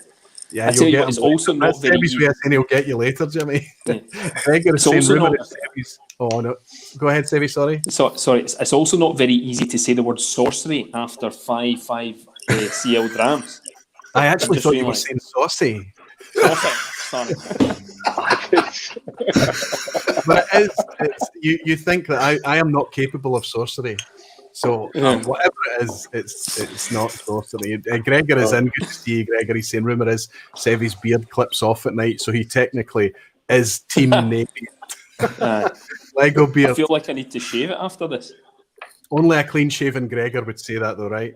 Everyone is saying the real challenge is the blend rated higher than its components. That is kind of what I'm going to talk to the boys about after we do the reveal. Wow. Jimmy, like Ken is saying it, Scotch Down saying it is Ken, and I wish I had your memory for everyone's names. I do need to work hard at it, buddy. I do. Jimmy, like you're saying, you should never hear what Sebi says to me when you're not around. Understood, Jimmy. Understood. Okay, let's go in and start to reveal what these whiskies are, purely for the reaction from the boys. You've got it written down, so when I ask you what your scores are, you will be honest and say, yes, I got that right, or I didn't, right? You've got them locked in. Do you want to tell us quickly, just run through what you think they are? I'll pick on Jim first.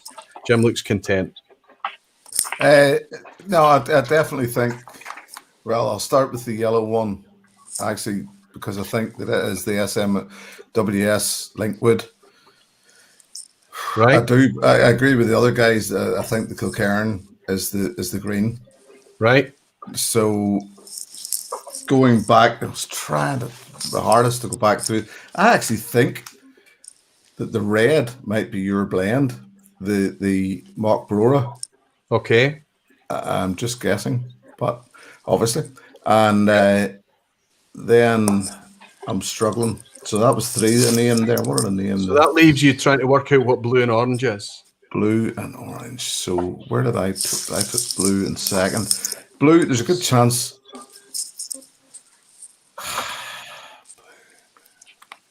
Come on, Jim. Blue. There's a good chance blue then is the other blend in the Kando, the Knockando and the Linkwood, and then orange. That means that you're leaving the orange to suggest that's the 21-year-old. Yeah. Excellent, Jim. Excellent. Thanks, buddy. Andy. Yeah, I keep scribbling stuff out, mate, to be honest. I mean, I've got to agree. I think the yellow is the Linkwood. Okay. The thing that I was switching between was whether the red or the green was the Kilkerrangate, and that's probably not going to reflect too well on me, but I just kept crossing it out because I kept going back to the red, and there was some notes in there that did kind of remind me of it a little bit. But yeah. But I'm going to go for green for the Kilkerrangate.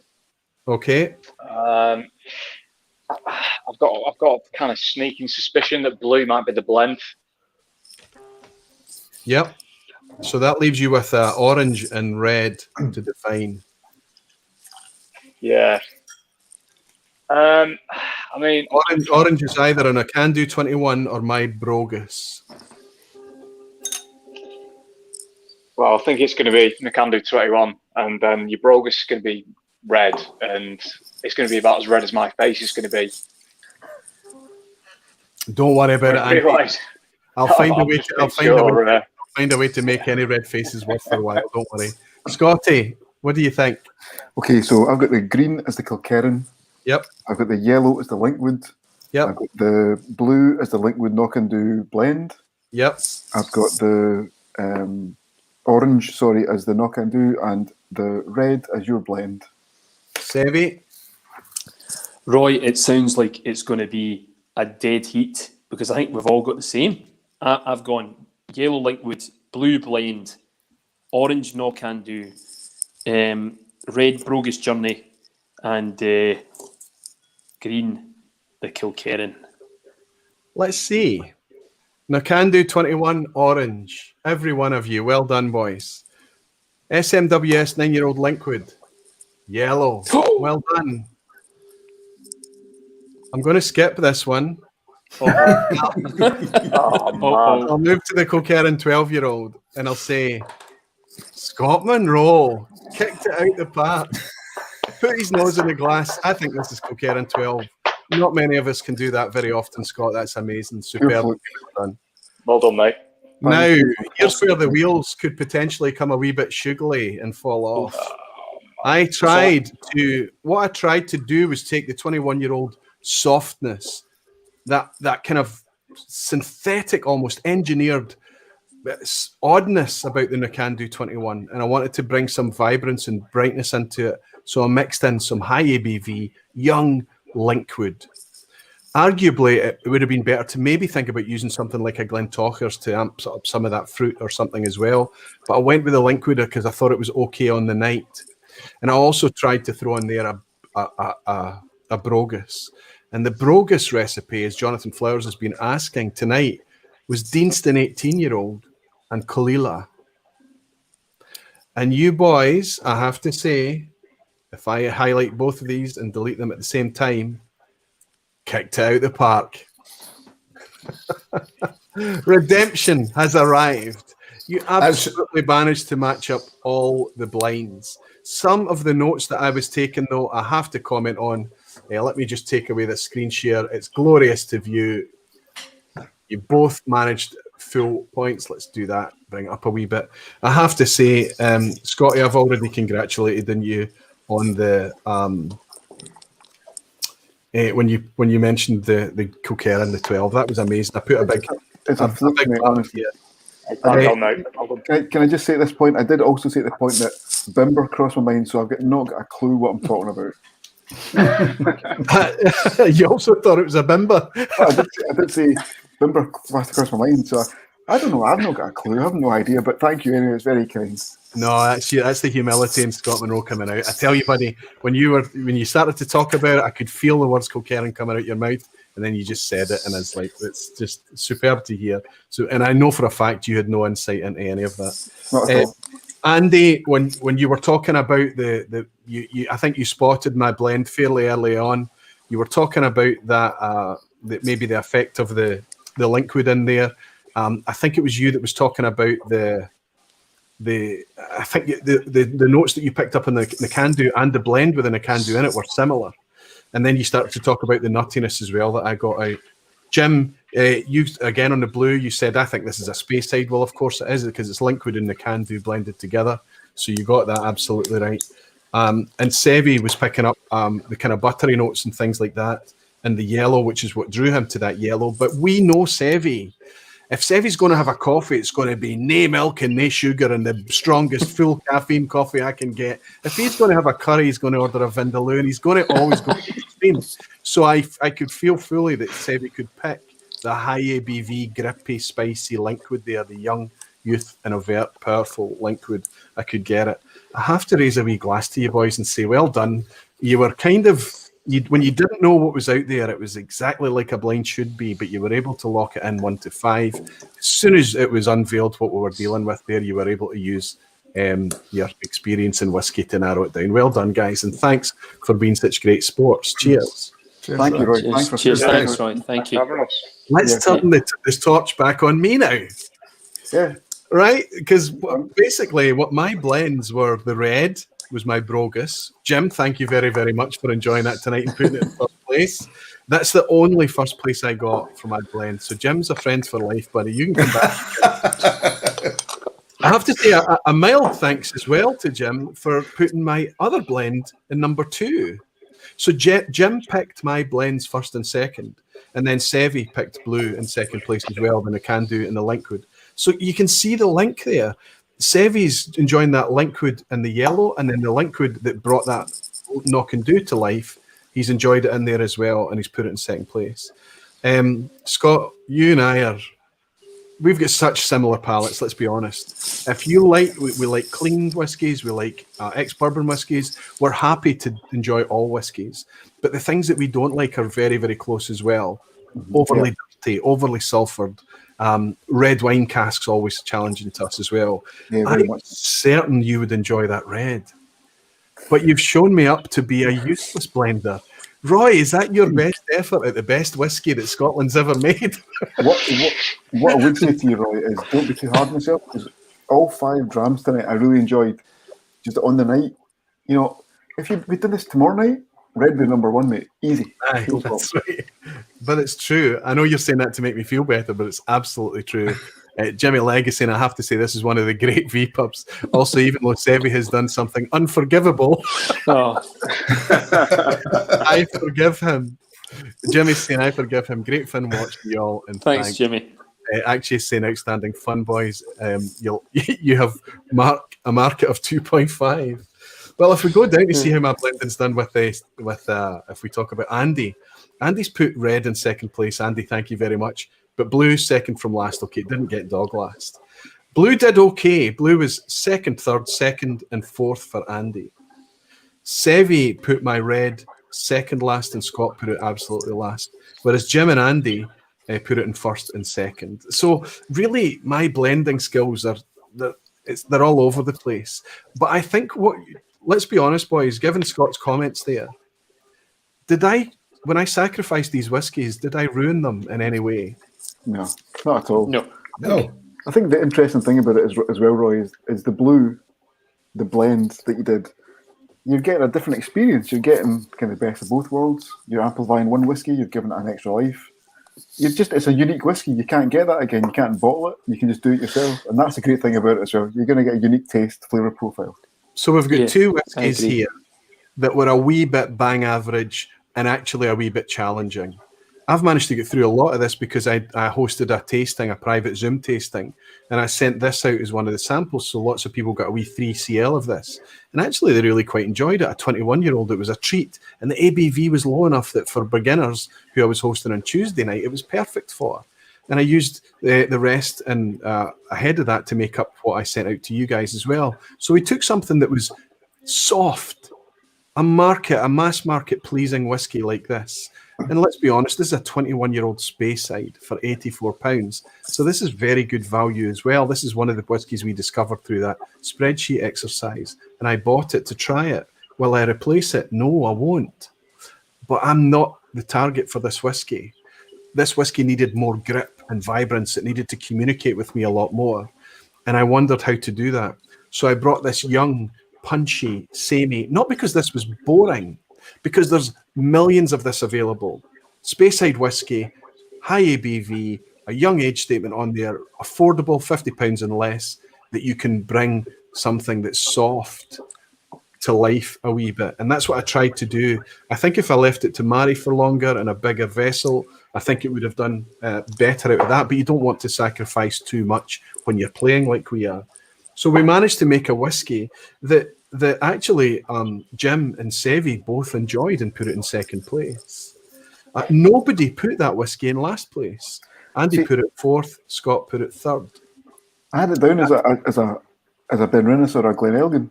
So that's why I had it down straight off the bat. You know, so if that kind of flavour profile, you're absolutely in the right neighbourhood as well. Excellent. Randomly, I had it down as a Campbelltown, which is kind of weird considering it's nothing, obviously, like a Campbelltown, considering it's a blend of the two from before. Yet, how I've managed to turn a Linkwood with a little bit of added Nocandu into a. Sevi, I was trying really hard not to look at you and bring up Campbelltown, but you've gone and done it, so we need to talk about this. Free wick, Sevi. You and I, Sevi, we are Kilkerrangate brothers. We love the Kilkerrangate. We love the Glengarry. I know we do. And the thing is that while I don't really, the most recent 8-year-old cask strength isn't up my street. It's still a decent whiskey. I find it savoury. Lots of people, including Andy's great review today for the Kilkerrangate 8-year-old cask strength, has found it overtly sulphur, and that's super valuable, Andy, because there's lots of people out there like you that they are susceptible to sulphur. I'm not. I do detect it on the Long Row 14 sherry cask, for example. It was too much for me. But sulphur usually plays like a bit more barbecue and savoury to me. So the struck match thing can often just be like something akin to charring or smoke or something. I'm less susceptible to it. But it's gold that you step up and say, "Boh, this is getting me right in the face with the sulphur." People know then to back off a wee bit or to worry less if they haven't been able to get their hands on it, as you point out. But Sevi and you and I could sit down, throw corks in the fire of a Kilkerrangate 12 and be as happy as whiskey-filled kittens. Come on. I am so... I don't know. Sevi's now banned from Campbelltown. There's like a barrier coming down. Do you know the only thing that we can say about that, Sevi, is that in the lineup tonight, based on what we've been enjoying, that it didn't work in the lineup for you. Something in that whiskey was made to stand out by the other whiskies in the lineup that made you not prefer it tonight. You and I know, as Scotty's already said, tomorrow night we could have the exact same lineup in the mix. The preferences would be completely different. The chemical situation in your mouth, what you've eaten that day, how you're feeling, your health, your environment, everything is going to change it. Never, ever Never beat yourself up unless you put a Kilkerrangate 12 in last place, okay? Yeah, I know. I'm fully expecting. I'm fully expecting Lewis from the Cadenheads in Campbelltown to have a message on my phone saying we're never talking again after this. But Well, look at my prediction. I mean, I predicted that my Brogus would win. That's how cocky and confident I was. I was so happy. Now it's got to do with how much whiskey I had when I was blending these at the weekend, right? I was so confident about my kind of Deemster and Kalila mix. I thought I'd nailed it. I was very, very happy at the time. But obviously not. It wasn't bad, but it didn't do that well. Second it'd be place. interesting to try it against an actual Brora though. If it like, do you know what I mean? Are we? Although interesting? everything about a Brora is going to be mature. It's going to be. I know. Glass, it's going to be mature. So we can't, without spending a lot of money, we can't make a Brogus. Of course. To bring that kind of, you could use slightly aged, more aromatic peat, I think, because I think you guys spotted it tonight. It was quite ashen and young and bright peat that was used here tonight to Second hand, Roy. Second hand. A bit soft. Second hand peat, that's right. Cheap peat. Second hand peat, that's right. But that was spotted here. And I don't think that maybe my little Brogus here didn't show Kalila 12 up in the best light. It brought out some of the ashen notes and things. And I have to say, when you guys were talking about it, I tasted it myself. Everything that you talked about made me taste your notes in the whiskey, for the most part, I would say. Group therapy for Sevi, says actually. Nick, what's going on? If I take a Dalmore 12, teaspoon a bit of famous grouse in it, are you sure it'll get better? I have to be careful what I say, but why don't you give it a wee shot and feed back to us, Nick? I don't want to ruin it. He doesn't want to ruin the grouse, he's saying. Really, I love blending. Great fun, he's saying. Helen is saying it's still an enjoyable dram, then the whiskey hasn't been ruined. Absolutely. Jimmy Legg is saying he's banned from Nova Scotia. All right, okay. Jimmy can come here, but you can't go there. Well, you can go to Nova Scotia, but you have to take Campbelltown with you. Right, fair enough. Helen is saying, go ahead. Sorry, Roy. I was just going to say, sorry, apologies. I think, though, I'm one of these guys who doesn't really like extra time and penalties, but I think we really need to award for Scotty identifying that Kilkerrangate 12. I don't like being on the losing side, but I think the non-beards have to take it for the fact that the Kilted Mooseman. Sorry, Jim. I'm putting us on the salt. Steady on, lad. Sorry, I'm putting us on the salt. I agree. Steady on, steady. Honestly, it's a complete book. And also, I just wanted to clarify, I didn't actually say Kilkerrangate 12, I said Kilkerrangate, so that's a wide scope. I think you said Kilkerrangate 12, Scott. Did I? Can't remember. Well, you might be right. You might have said, I think this is a Kilkerrangate, but that was enough for me. I was like, oh, yeah, beauty. I wanted to give you a big hug right there and then. I was like, my poker face did well, I think. But that's very kind, but it was a punt, so it's all good. Aye, it's intended to be fun. I tell you what, see, rather than deciding who won, I think this is a clear tie tonight. Clear. Why don't we stay in our teams and stay for the quiz? What, bare bellies in the grass? Right, so you're the maximum easy, you can score, and your team is 20 points. And it's okay, you can disagree. What I would ask you to do is you can maybe fold up your crappy tasting mat now that you've finished with it. Write a big letter A, a big letter B, wrap it, fold it into quarters, and prepare for the quiz. Are you all able to stay for the quiz? Yeah, definitely. Sure. Let's do it. Wonderful stuff. Let's read some of these. Thanks so much to everybody in the chat tonight that's managed to enjoy this despite it all. Mildly chaotic, but great fun. I've loved it. Helen is saying lots of sulphur on the initial pour of the Kilkerrangate for us. Much meatier now. We're going down the bottle. Sulphur often dissipates a wee bit. Is it that the sulphur is dissipating, or we're tuning in to enjoying it a wee bit more? It's interesting. Neil Laverty is saying, I just received my Kilkerrangate 12. Thanks to Sevi, I'm scared to open it. Don't be. It's a beautiful dram. Pay attention to Scotty, who put it in first place and knew what it was. It's a lovely dram, and just in the mix of whiskies that we had tonight, Sevi chose other things over it. It's not that he didn't like it. Everyone, I'm really trying to dig you out, buddy.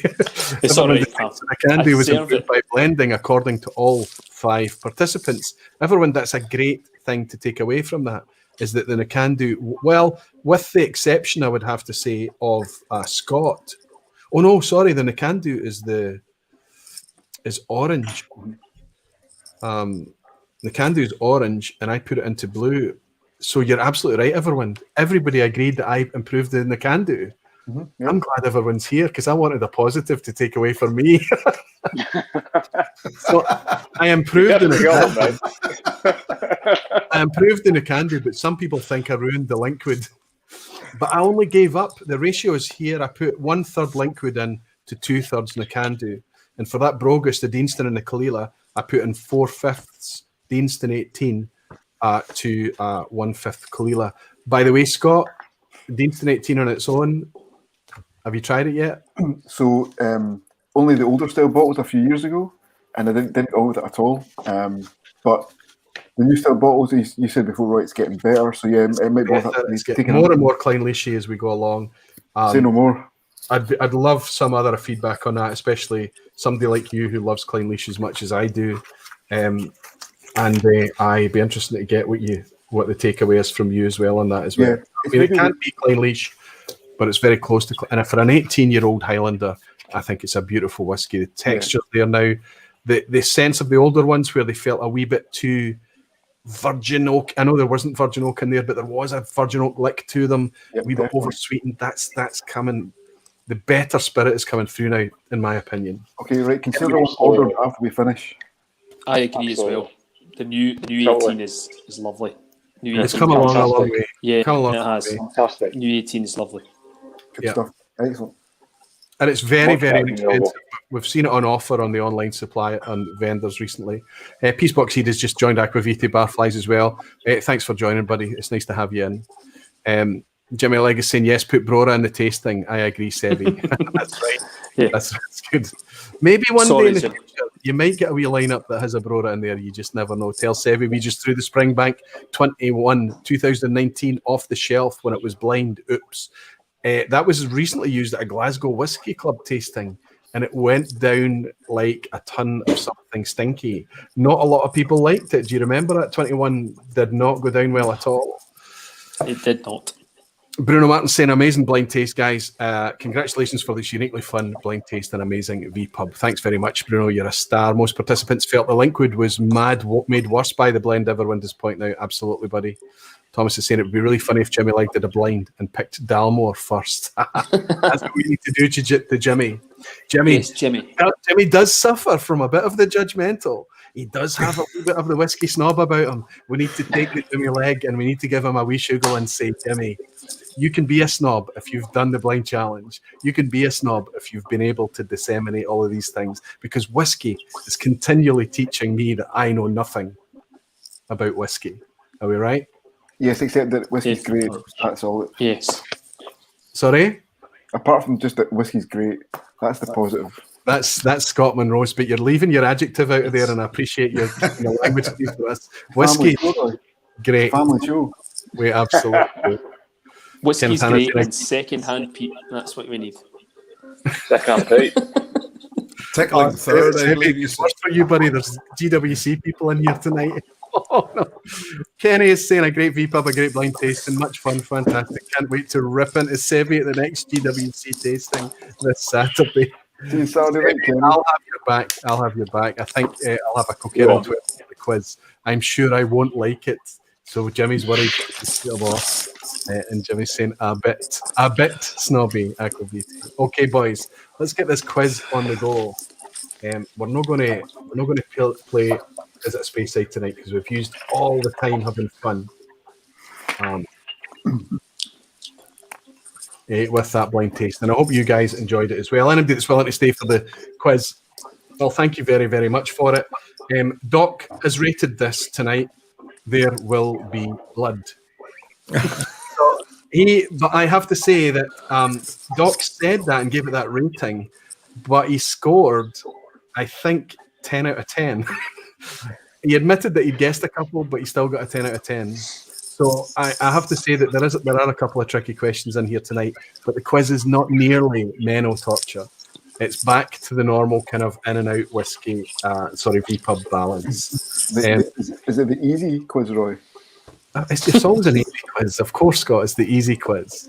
Are we going to play in our teams then? We've got the beards against the non-beards. That means there's a maximum 20 points out of you boys tonight. You'll be holding up your piece of paper to keep everything honest. and committing. Come on, Don't Jim. hold your piece of paper up until I ask for it.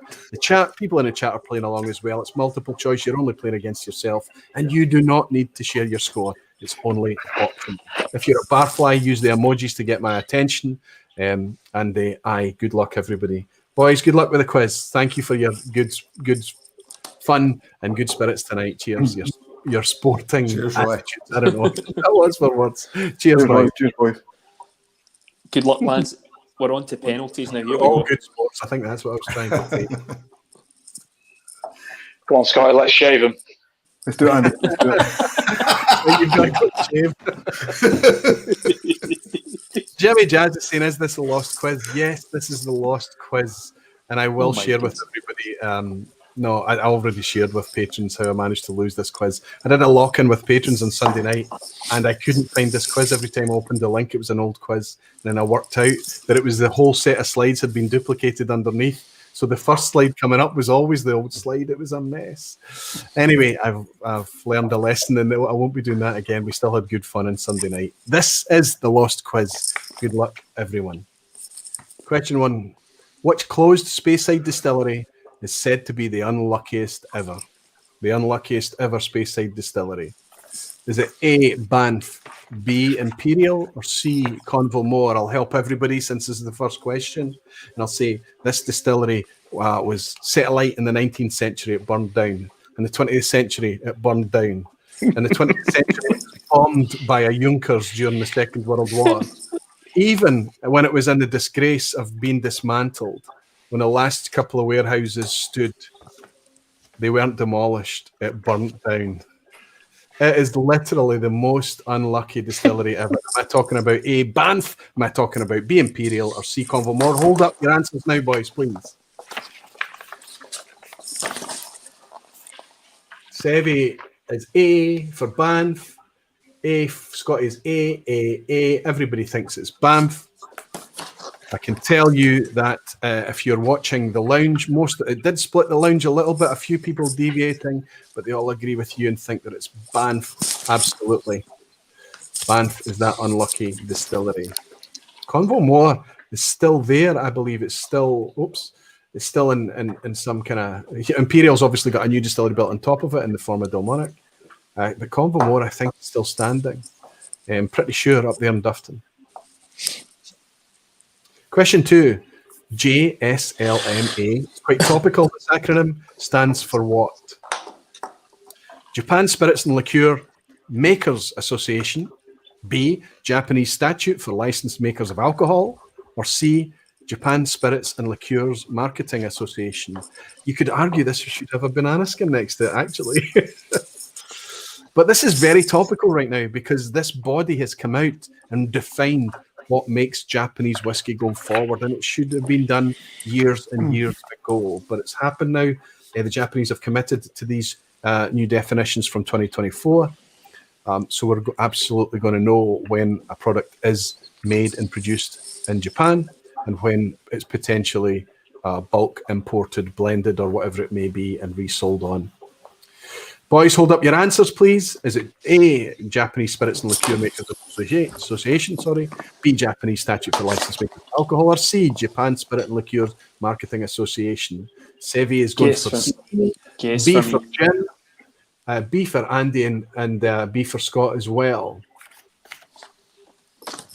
The lounge has kicked your asses, boys. They got it. It's A. So you're all down a point there. That was a tricky one. Like I say, there should have been a wee bit of a banana skin in there. Could have been any of those things. To be honest, I misspelled B.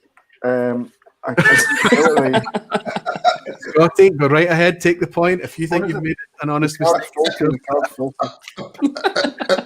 I know you're just chancing it. There you go. Brilliant. Lots of people, I think that tripped up quite a few actually looking at it. Richie Z is celebrating. Good for you, Richie.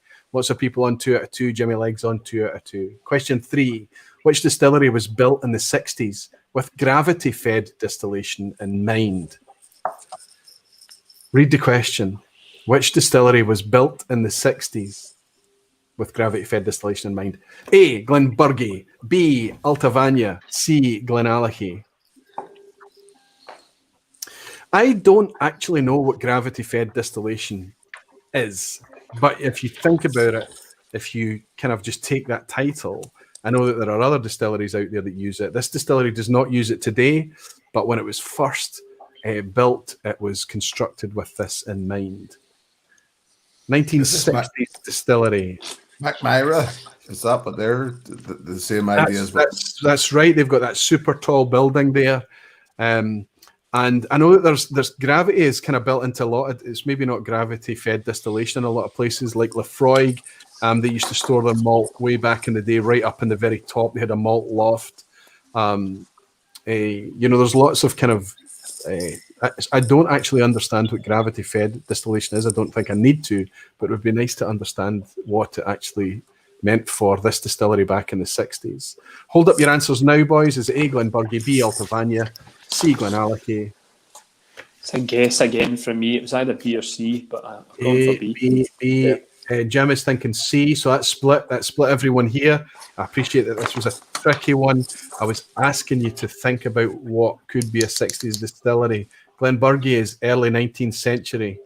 Altavania is the 70s, and Glenallachie was built in the 60s. Gravity-fed thing is just a red herring there. I'm basically asking you, what is the 60s distillery? Congratulations to so many people in the crowd that picked that out, but it did split the crowd. I might get a few peanuts thrown at me from the gallery for that one. Question 4, which of the ranges, these ranges, that should say, which of these ranges is not from Speciality Drinks Limited? Speciality Drinks Limited, that's the people behind the Whiskey Exchange. A, Lady of the Glen. B, Elements of Islay. C, Single Malts of Scotland. Confidence from Stevie. First one I've actually known. Confidence from Andy.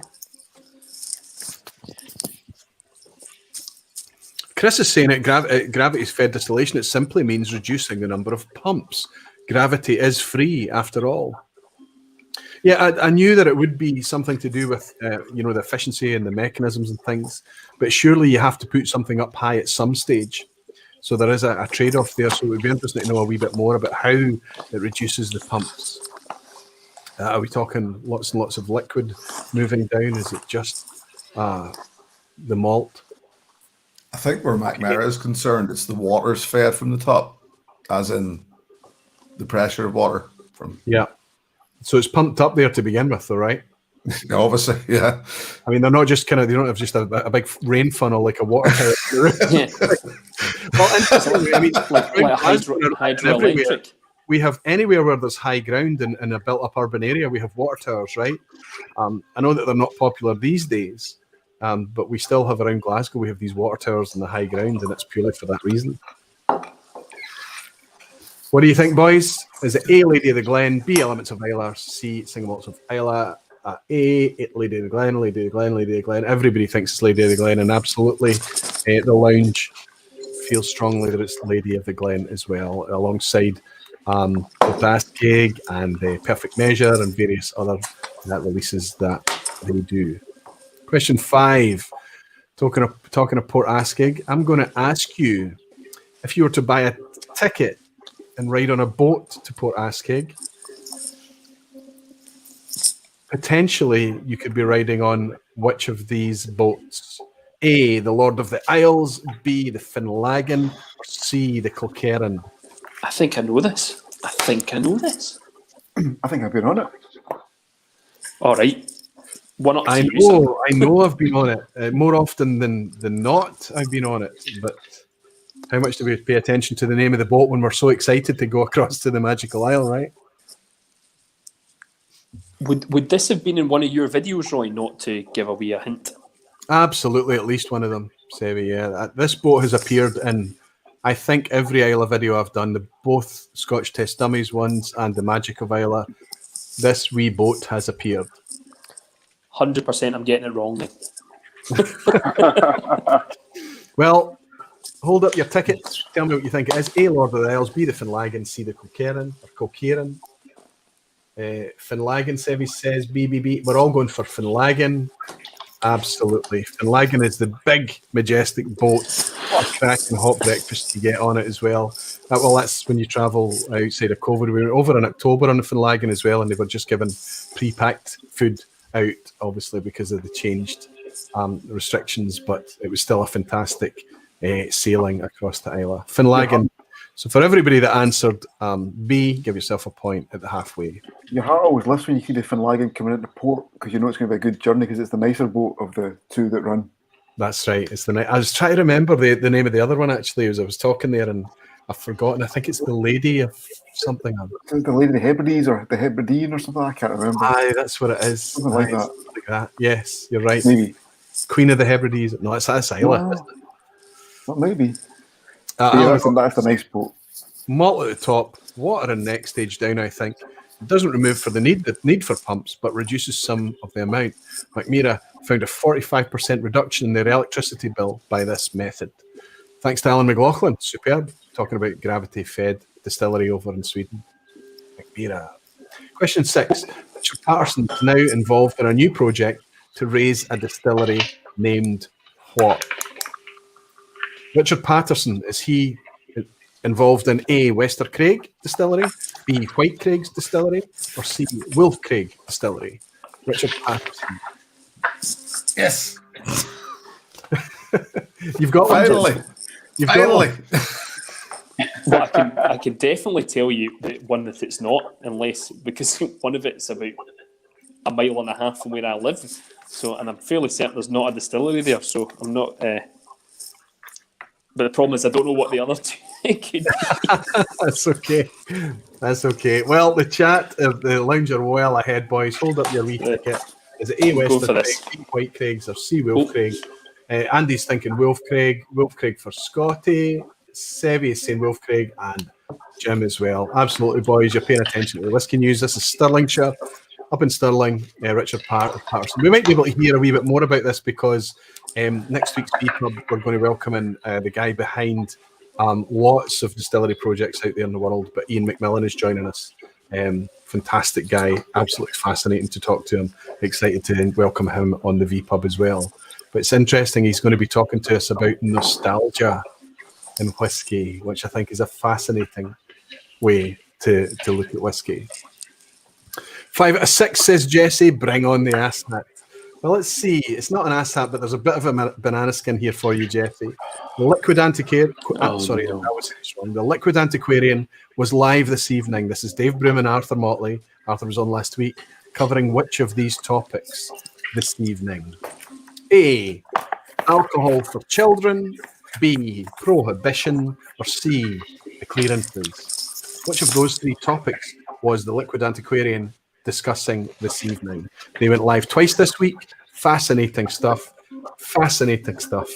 I guarantee you, you can. There's lots of visual elements to their production, but you can listen to it podcast style as well if you get the time. It's just super geeky, super researched, interesting stuff. Okay, boys, tell me, is A, alcohol for children, B, prohibition, C, the clearances? Something I believe in very strongly. We've got Andy and Scotty going for alcohol for children, or when did we stop giving alcohol to children, I think is the subject, but that was yesterday. Tonight they talked about the clearances. Oh, the rage. Come on, the beards. Come on, the beards. The Highland clearances, you know, that's... On the beers. I think you're saying that's offside. Going to go to Sorry, VAR, buddy, Scotty. Sorry, Scott. But last night they talked. Last night I watched a lot of. I didn't catch it all. I want to watch it in the replay. But they talked about what age did we stop giving alcohol to children. Fascinating. And tonight they talked about the Highland clearances when people were forcibly moved by landlords away from rural areas in order to create space for agriculture. So lots of people were dispersed. It was ridiculous, but it gave way to lots of things like migration and immigration to new worlds like the States. This is the 18th and 19th centuries we're talking about, 17 and 1800s. But that's what they covered tonight. I can't wait to go in and get my geek head on to enjoy that. Question 8. If Waterford has put 2 of 3 Inverleven stills to good use, where is the third being used? Waterford are using 2 stills from Inverleven, which leaves there was another still employed and put to good use. But where? Sweden, Scotland, or the Netherlands? A, Sweden, B, Scotland, C, the Netherlands. Where is the third Inverleven still currently being put to very productive, good use?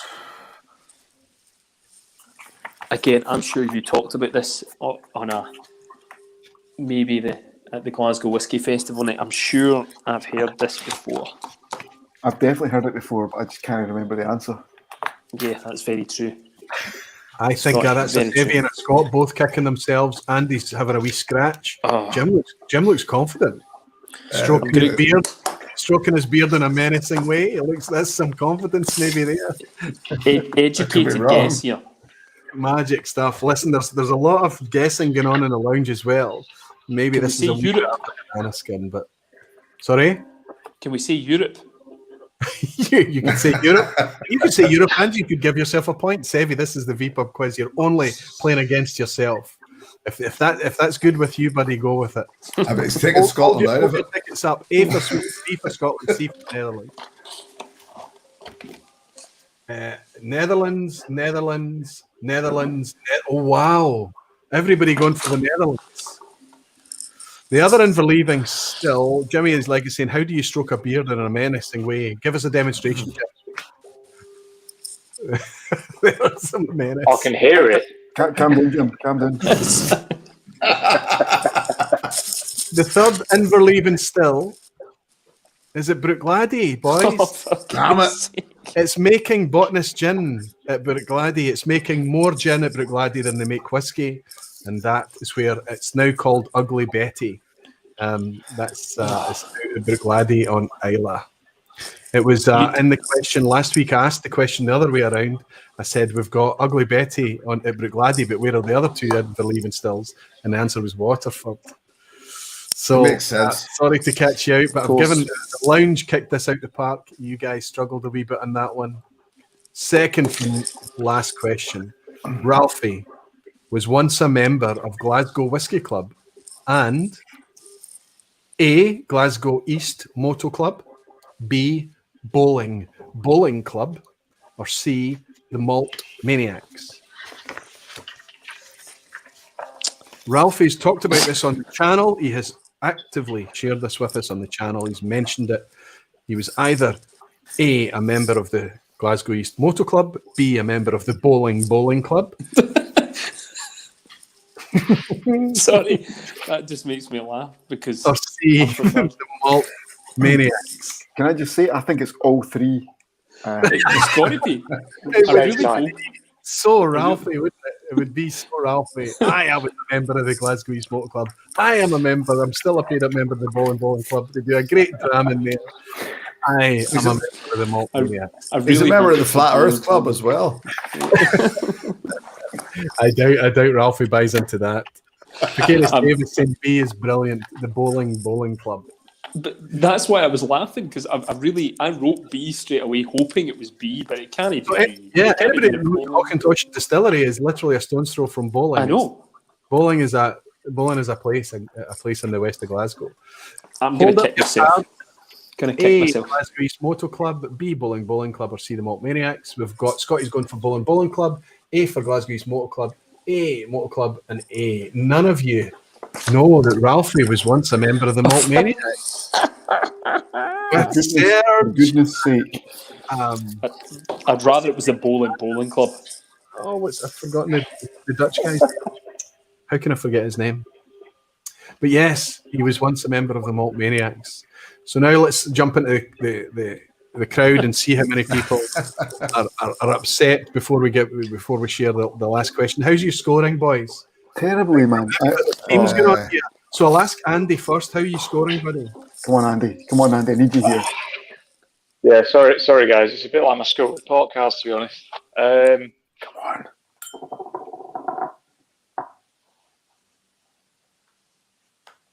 Come on, Andy. Come on, mate. Come on. Will we come back to you? Has he frozen? I think He has. I think his internet's frozen. Oh my! What a time for his internet. No, I thought I was just pausing just to. I thought that was doing that. It was dramatic effect there, but no, he's frozen. Can I- Or he's can I pulled the cable. He just doesn't want. Before the question, How can I did you just, get well, I was going to say, Roy, before we got the question, this is the Ask That question coming up. I don't believe it. I think we've had that question is coming 9 up. before that. So I've got a lovely 4 right so far. 4. Okay, you're needing a point to make your own personal pass mark. Sevi, how you doing?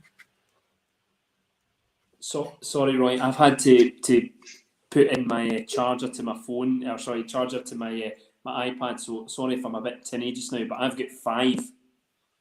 5. You're on 5. How's the man over in the Emerald Isle doing? How's Jim Ingram doing? 6, surprisingly. Oh, 6. So we need Andy to come through for you, Scotty. Scott's panicking. Yeah. I can't believe this. Can't believe Andy, this. Andy only paid for 9 questions, says P.Ed. No, Andy just texted me to say he's got 9 so far. 9 out of 9. 9. Easy. Right, okay, Scotty, we believe you. Your integrity cannot be. Bring back Menno, says Andrew Butler. No. Is it? No, that was brutal. Is it? Can No. it be as brilliant, says Precarious Dave. So let's see who's on 9 out of 9 tonight. Jimmy Legacy and Andy has oddly quit. I don't think so. He was having some difficulty with his connection before we went live. So I think that's all that's happened. Either that or battery issues like Sevi. I don't see any 9 out of 9s tonight, so it could be a brutal quiz for everybody. Maybe it's a bit tricky. Jesse Voice is saying, so you're saying there's a chance. Haha. Peacebox Heed, 1 out of 9, but I am proud of myself. That is the spirit, boys. 1 out of 9. Let's raise a glass to Peacebox Heed. Here's to you, buddy. And what a great name, Peacebox Heed. I know the story behind it as well. I think it's brilliant. Cheers to you. Cheers. Andy's, well, Peter, I'll let that go, but I'm sure that's not what he's up to. Ryan is saying, I'm glad we never got this on Sunday. And Chris Pollack is saying, you should invite the guys more often. It's great fun. I love hanging out with you all as well. It is good fun. Which brings a different wee vibe to it. Let's roll into the last question, guys, before we can chill for the night. Good luck. It is a bit of an ass hat question.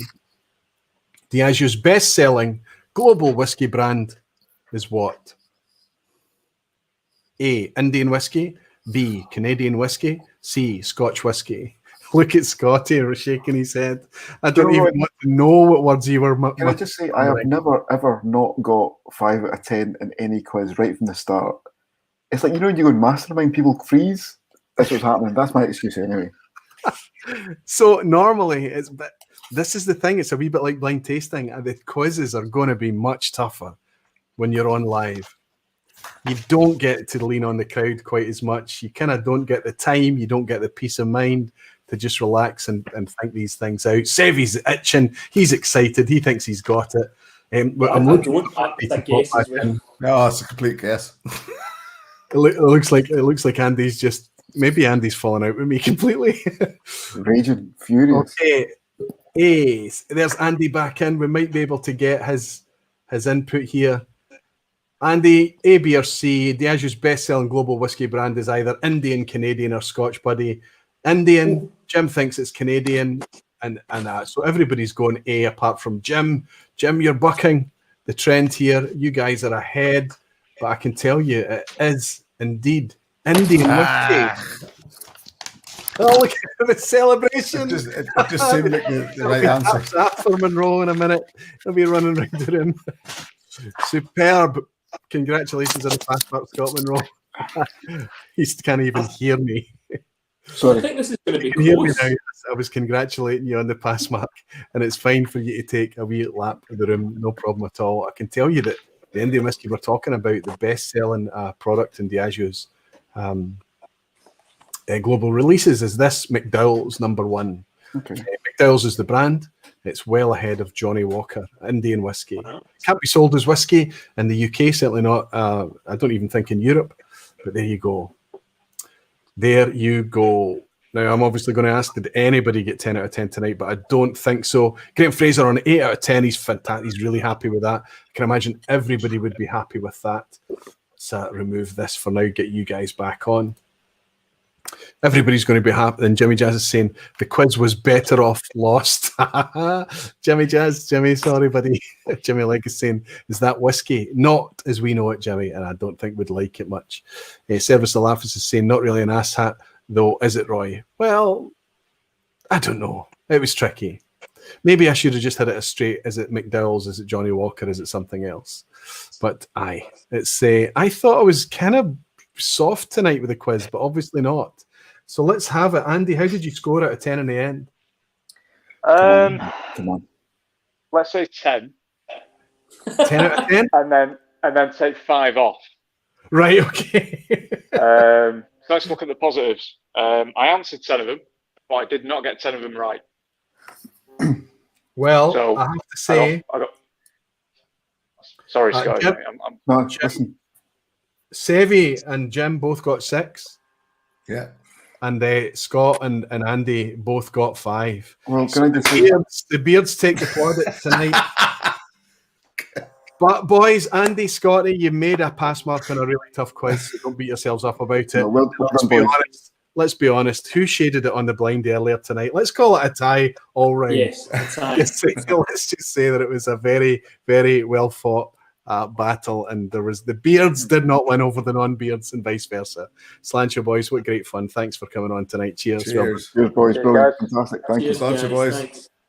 Listen, if you're all be kind enough to wait in the background so I can raise a glass with you privately, if you've got the time to hang around for a minute and have a dram with me, that would be a pleasure. But in the meantime, thank you so much for colouring up the vPub tonight. I've loved hanging out with you. It's a treat for me in these difficult times, and I hope folk at home have enjoyed hanging out with you guys too. I can't wait till we're all in the same space. Jim, Andy, we've not been together in real life yet, but I have a feeling it'll happen soon, and I can't wait for it to happen. Scotty, Sevi, I'm missing you both, guys, and I'll look forward to seeing you in real life soon. Thanks for gracing the vPub, stepping behind the bar as VIP guests. I wish you all the very, very best. Cheers to you. Cheers. Thank you, Roy. Thank you very much. Cheers, guys. Thanks, Cheers. Roy. Okay, guys. Thank you.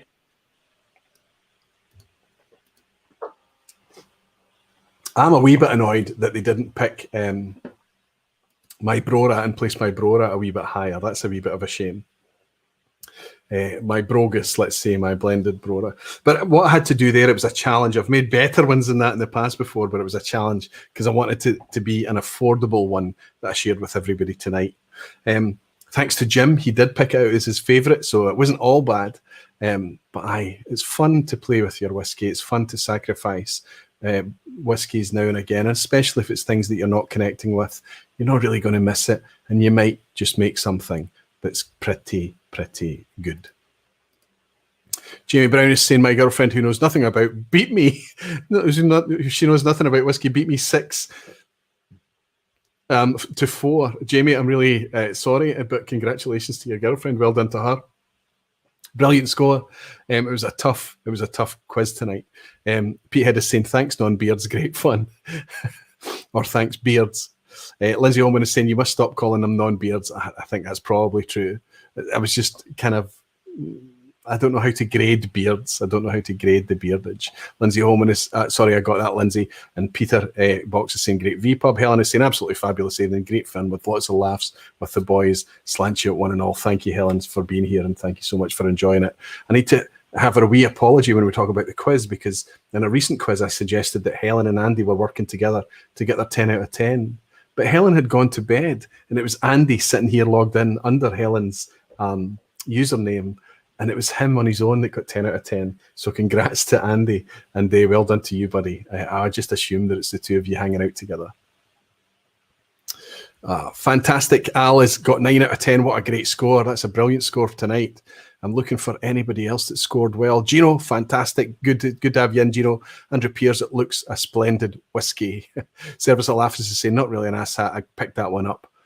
I'm trying to look for 10s. Is there anybody got a 10? And Al bought me a wee dram to say another great vPub. Thanks, Roy.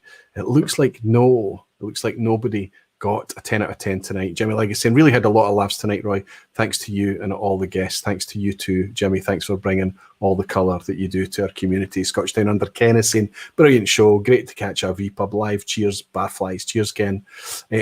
Thomas is saying, good times. Little hard to know which is yellow and orange. Never really sure at first. I know. I've been thinking about changing the colours and maybe need to put a wee black dot or something in the orange to distinguish it. I appreciate that it's tough to see. Great pub again, thanks. And now I'm off to bed, says Frank. Good night, Frank, and thanks for staying up with us. Chris Pollock is saying a lot of fun tonight, Roy. Thank you. Thank you very much, Chris. Tom Scaramouche says, saying great evening. Really enjoyed watching the blind live tasting. Looking forward to the next one. Fantastic night, says Jed Smith. Looking forward to the next week already. Slancha. And the blind tasting was a blast. But that quiz, I'm being brutalised by Jimmy Jazz. Jimmy, I'm sorry. I'm sorry. Obviously, I hurt you out tonight. Peacebox is saying a close friend has always called me the beard, irrelevant of my actual name. Donnerpass Whiskey saying just mixed my blend, number 11, and a Deanston 10 Cadenheads, both finished in 1 litre mini cask PX seasoned for 58 days. I hope you're enjoying it, Tim. Good for you, buddy. Bruno Martins, 2 Brunos it looks like have been in tonight, Bruno Mel and Bruno Martins, both in Portugal. Another great vPub, thanks, Roy. I will try to make your recipe of Brora. Play with it. Try and find something that's kind of fruity and barley sugar and waxy and oily and textured, and then just add a wee bit of smoke in it, but be delicate with the smoke. Teaspoons of smoke, the peated whiskey. And be careful about, like tonight, I brought something that was too ashen, I think, and too young and bright in the Kalila 12. It's great fun. But I guess that there's also the argument that you maybe need to try a Brora or something to know what you're getting at. Or you can try one of the Compass Box, kind of the, I know that they're still expensive too. But really, it's probably my favourite style. When you get a really good refill cask, whiskey that's been left for a long time, teenage years, maybe longer into 20 years, and just still has a wee bit of that Highland smoke about it. It's just wonderful. Great vPub as always, sir, says Gino. Thank you, Gino. Thank you very much. Mitch Hall is saying great evening. Sat here with my son and both enjoyed the fun of the blind. He wants to set one up for me tomorrow. I'm game. Slancha. That's what it's about, Richard. That's what it's about, to inspire other folk to have a bit of fun with their whiskey, to relax, to step back from the bottle chasing, step back from the seriousness, step back from the kind of dial in, analyze, enjoy whiskey. That's what it's all about. I'm going to raise a wee glass, and I'm going to hope that everybody, that's my Brogus that I'm raising here, the red dot, I'm going to hope that everybody is able to join me for a session next week with the fantastic and fascinating Ian McMillan to talk about nostalgia and whiskey and other topics too. In the meantime, I'll just say thank you to all of you amazing, beautiful whiskey folk and dedicated barflies. You're all dearly loved. I had great fun with you tonight, and I look forward to welcoming you again next week. In the meantime, Slanchava.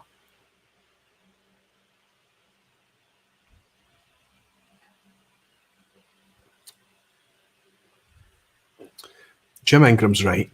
This is excellent.